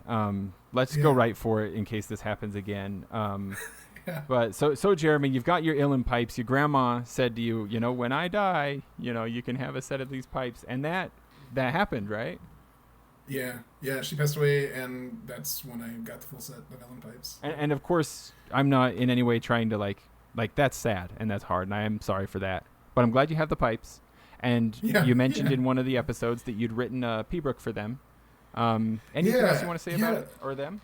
Yeah, it was sort of cool. The I mean, whatever, death is a natural part of everything, but it still sort of sucks. And then you get these things that are really neat. So when my grandma passed away, we went through her safe, and she had kept these love letters from when she and my grandfather were right before they were married and kind of living apart. And it's just the cheesiest stuff in the world. It's all just, oh, I love you, darling, sweetheart, darling. And we only have like his perspective, like hers, she didn't keep her set of letters, obviously. But it was really sweet. He passed away a couple of years before her, and it was really, it was just a great way to mourn somebody, to find these letters that she had clearly been cherishing and kept close to her over 3 moves after he died. I just always thought that she was kind of revisiting these letters, thinking about passing away and being together with him too. So I wrote a tune. Wrote a tune for them called John and Mary Blair Salute or something. It's a pibroch, and it's maybe the second pibroch I wrote, and there's some things that I like it. It's a good tune. And so, I don't mean to dig too much into it, but is this the tune that you wrote this tune in the wake of their passing, having reviewed these letters, or was it you wrote it before, like after your grandfather passed away and before your grandmother passed away? What was sort of the context from which this tune was born? Yeah, no, I think I wrote it after she had passed away, and it wasn't like an immediate aftermath of these letters, but the letters definitely informed the playing of it. Part of the reason I wanted to start writing pibroch is I was frustrated with people insisting that it had to be done a certain way. And I was like, well, if I am not allowed to play pibroch in a way that I want to, unless I write it, I guess that's what I'll have to do. And then also just because, while I didn't feel like I could contribute anything to the hornpipe jig writing community, pibrochs are awesome and feel like a great way to like commemorate or record a thing. And remember it, and so I did it. And so there's part of the pibroch that has like where it's basically an A-B setup, where you played the A part twice and the B part, and then A-B-B and then A-B. But there's always part of it that doesn't quite connect right, like that's sort of the out of loop thing, and that was because of the letters, like realizing that they had this part of the relationship where they were separated from one another, and really, I mean, they would again. He was working at a printer shop many miles away from Wichita where she was living, but that was in 1940, I think. But as soon as Pearl Harbor happened, he enlisted, and so they wound up being away from one another for a while too. But yeah, growing up as a kid and they're like visiting them and being around them, like they acted like newlyweds, like these people that had been together since the 40s, but they were still like just so painfully, obviously, in love with one another, and kind of this flirtatious nature that was just, it was just so great to see. It was such a great example of like what love can be and should be. Yeah. So anyway, so yeah, this is the tune that I wrote for them, and the other part of that, so Grandma was two things. It was, you can buy a set of uilleann pipes when I die, and you can go to Scotland when I die. And so I kind of played, every time I'm in Scotland, I always think of her and play the tune around quite a bit. And but the other thing I love about playing Pibroch that you wrote is like, nobody can accuse you of doing it wrong. And so every time I make a mistake, I'm like, no, that's just representing them being apart from one another. There you go. Yeah. How difficult that was. But, it's the messiness of life. yeah. But it was, it was when my brother got married, I was like, I should write a tune for them. And then just like, having to write a tune on demand that's worthy of a thing is pretty hard. Yeah. And so I came close, and then I was like, wait, I've already got a tune. I'll just play this. So it's kind of, it's my go-to like family Pibroch. But as the only like bagpiper in the family, whenever like an aunt or an uncle dies, I'm like, well, we do have a family Pibroch, or I could play Amazing Grace. It's always Amazing Grace, but but in my head, this is always the tune that we should be playing.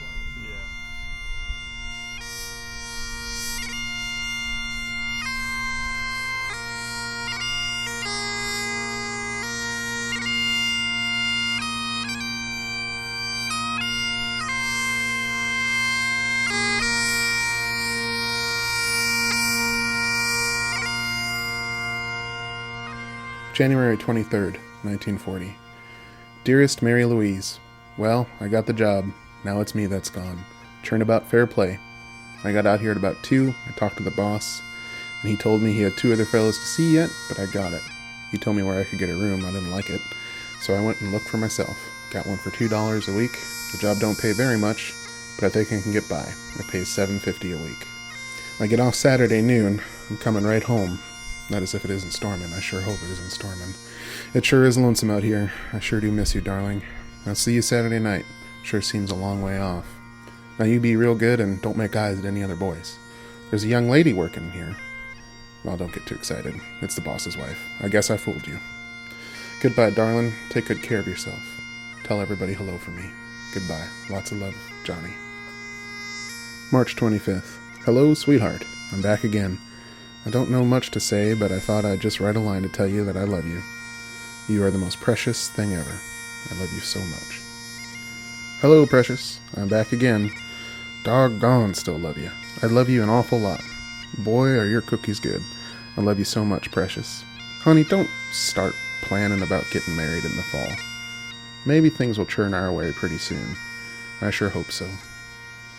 April 30th. Dearest, sweetheart, darling. Gosh, sweetheart, I miss you. I love you so much. I sure hope this week goes fast. I'm awful tired of this single life. I love you so much, precious. I slept pretty good last night. I don't think the people who owns the house will be snoopy. She asked me for permission to come in and hang some curtains. I sure hope they stay that way. Gosh, sweetheart, I love you so much. I'm going to get the marriage license tomorrow noon. Boy, I'll be glad when we are married. Darn it, honey. If I had it to do over, I would insist that we got married last Sunday. This waiting a week is terrible. But I hope you don't have time to get lonesome. I'm pretty sure you won't.